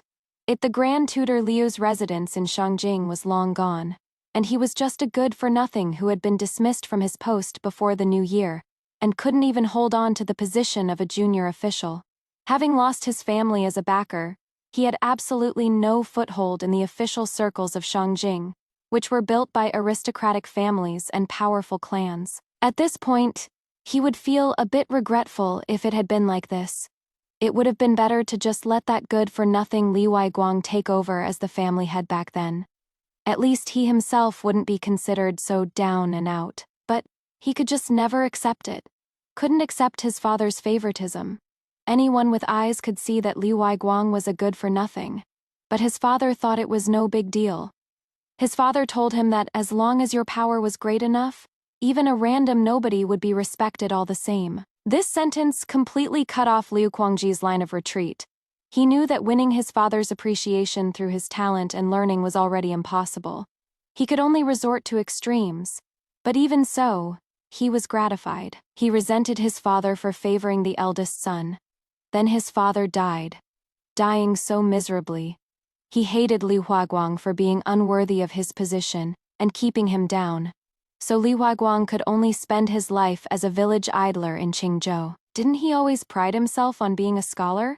After he lost his status as the Grand Tutor's eldest son, not even a rural private school was willing to hire him. In the end, a man of almost 30, he actually had to rely on his mother to support him by washing clothes for others. And then there was his mother. Liu Guangji also hated his mother. That even at this point, she still insisted on protecting that good-for-nothing Liu Guang. A woman so blind, completely unable to recognize that among her 3 sons, only he was the outstanding one. Let her be relentlessly drained by Liu Guang for the rest of her life.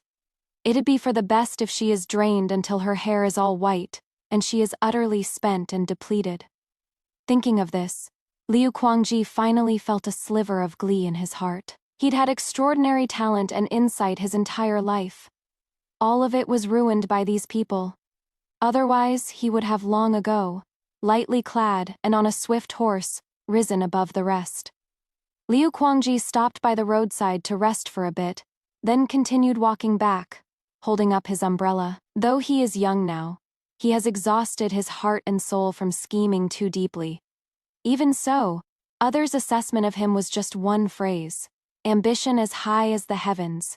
Ambition as high as the heavens, yet in this life he lacks the strength to even raise a hand to the sky. Since his father passed away, every day he remained in Shangjing. He was getting further and further away from the wish in his heart, until he was completely swallowed by despair. Someone bumped into him on the road. It turned out to be a servant from the Shao residence. That person was originally apologizing profusely, but after getting a clear look at Liu Guangji's face, he spat, "Pa! What bad luck!" That is right. Liu Guangji was famous in the capital for suing his own father, but it wasn't just him who was famous. Liu Wanqing's outrageousness was even more famous. Snatching her legitimate older sister's marriage, eloping at night to be a concubine, and even trying to hook up with the Shao family's second son. Liu Guangji had seen with his own eyes Liu Wanqing's body, beaten black and blue, being carried out from the Shao family's backyard. Back then, he had originally wanted to go find Liu Wanqing to have her put in a good word for him with Shao Liu, but he accidentally saw that scene, and Liu Guangji was so scared he turned and ran, falling to the ground several times, letting the sharp rocks on the ground tear his clothes. It was only then that Liu Guangji realized that the Shao family's old madam had long since bitterly hated the Liu family, bitterly hated Liu Wanqing. For that extra half a year Liu Wanqing lived in the Shao residence, she was probably being tortured day and night. After Liu Guangji returned home, when he dreamed at night, it was always of Liu Wanqing's black and blue, mottled face. Thinking of this, he found it laughable. He had always understood Liu Wanqing's petty thoughts.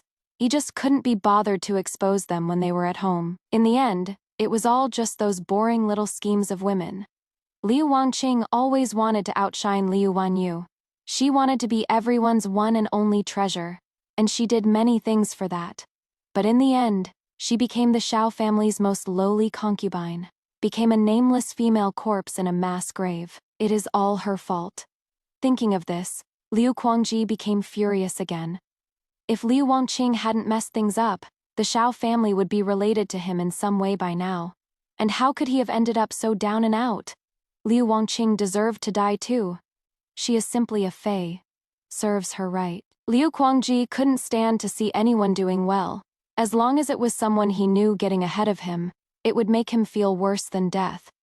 So, in the year Liu Jinzhou had just run away, he worried day and night that Liu Jinzhou would make a name for himself. He wouldn't allow the loser in his eyes to become more successful than him. Fortunately, in the second year he got over it. Liu Jinzhou was playing the act of turning over a new leaf over there, acting so obediently. So how could he have possibly left a letter when leaving home, only to have no news at all after running away? A good-for-nothing like that. I'm afraid he couldn't even make it to the borderlands smoothly. This is Liu Guangji's only joy nowadays.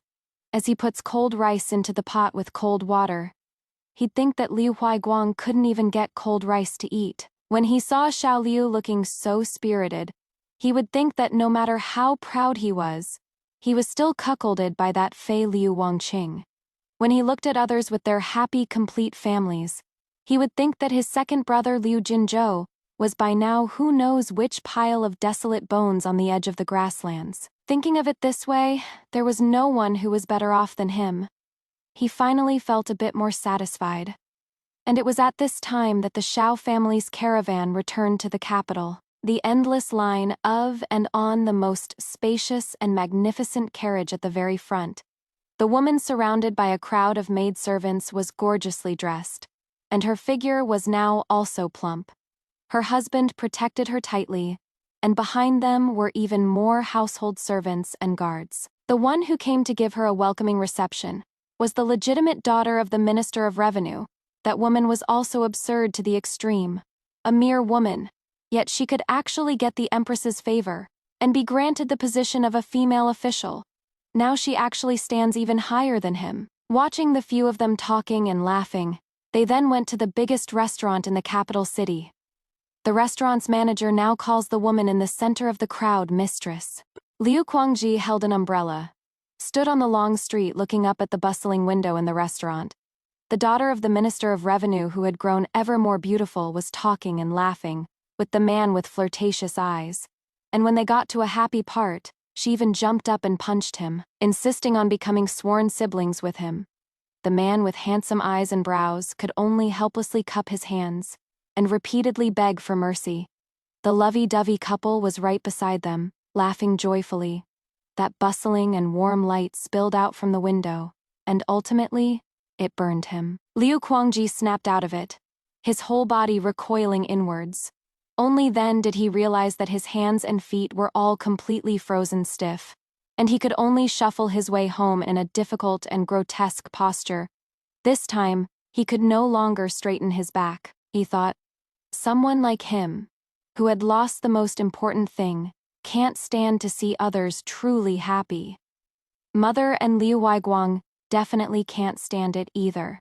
Everyone can't stand it, and if Liu Wanqing were still alive, she would be even more furious and exasperated. After all, they have all lost the thing they wanted most in this life, but other people's happiness is right there, really existing, and for the rest of his life, he would be tormented by this happiness.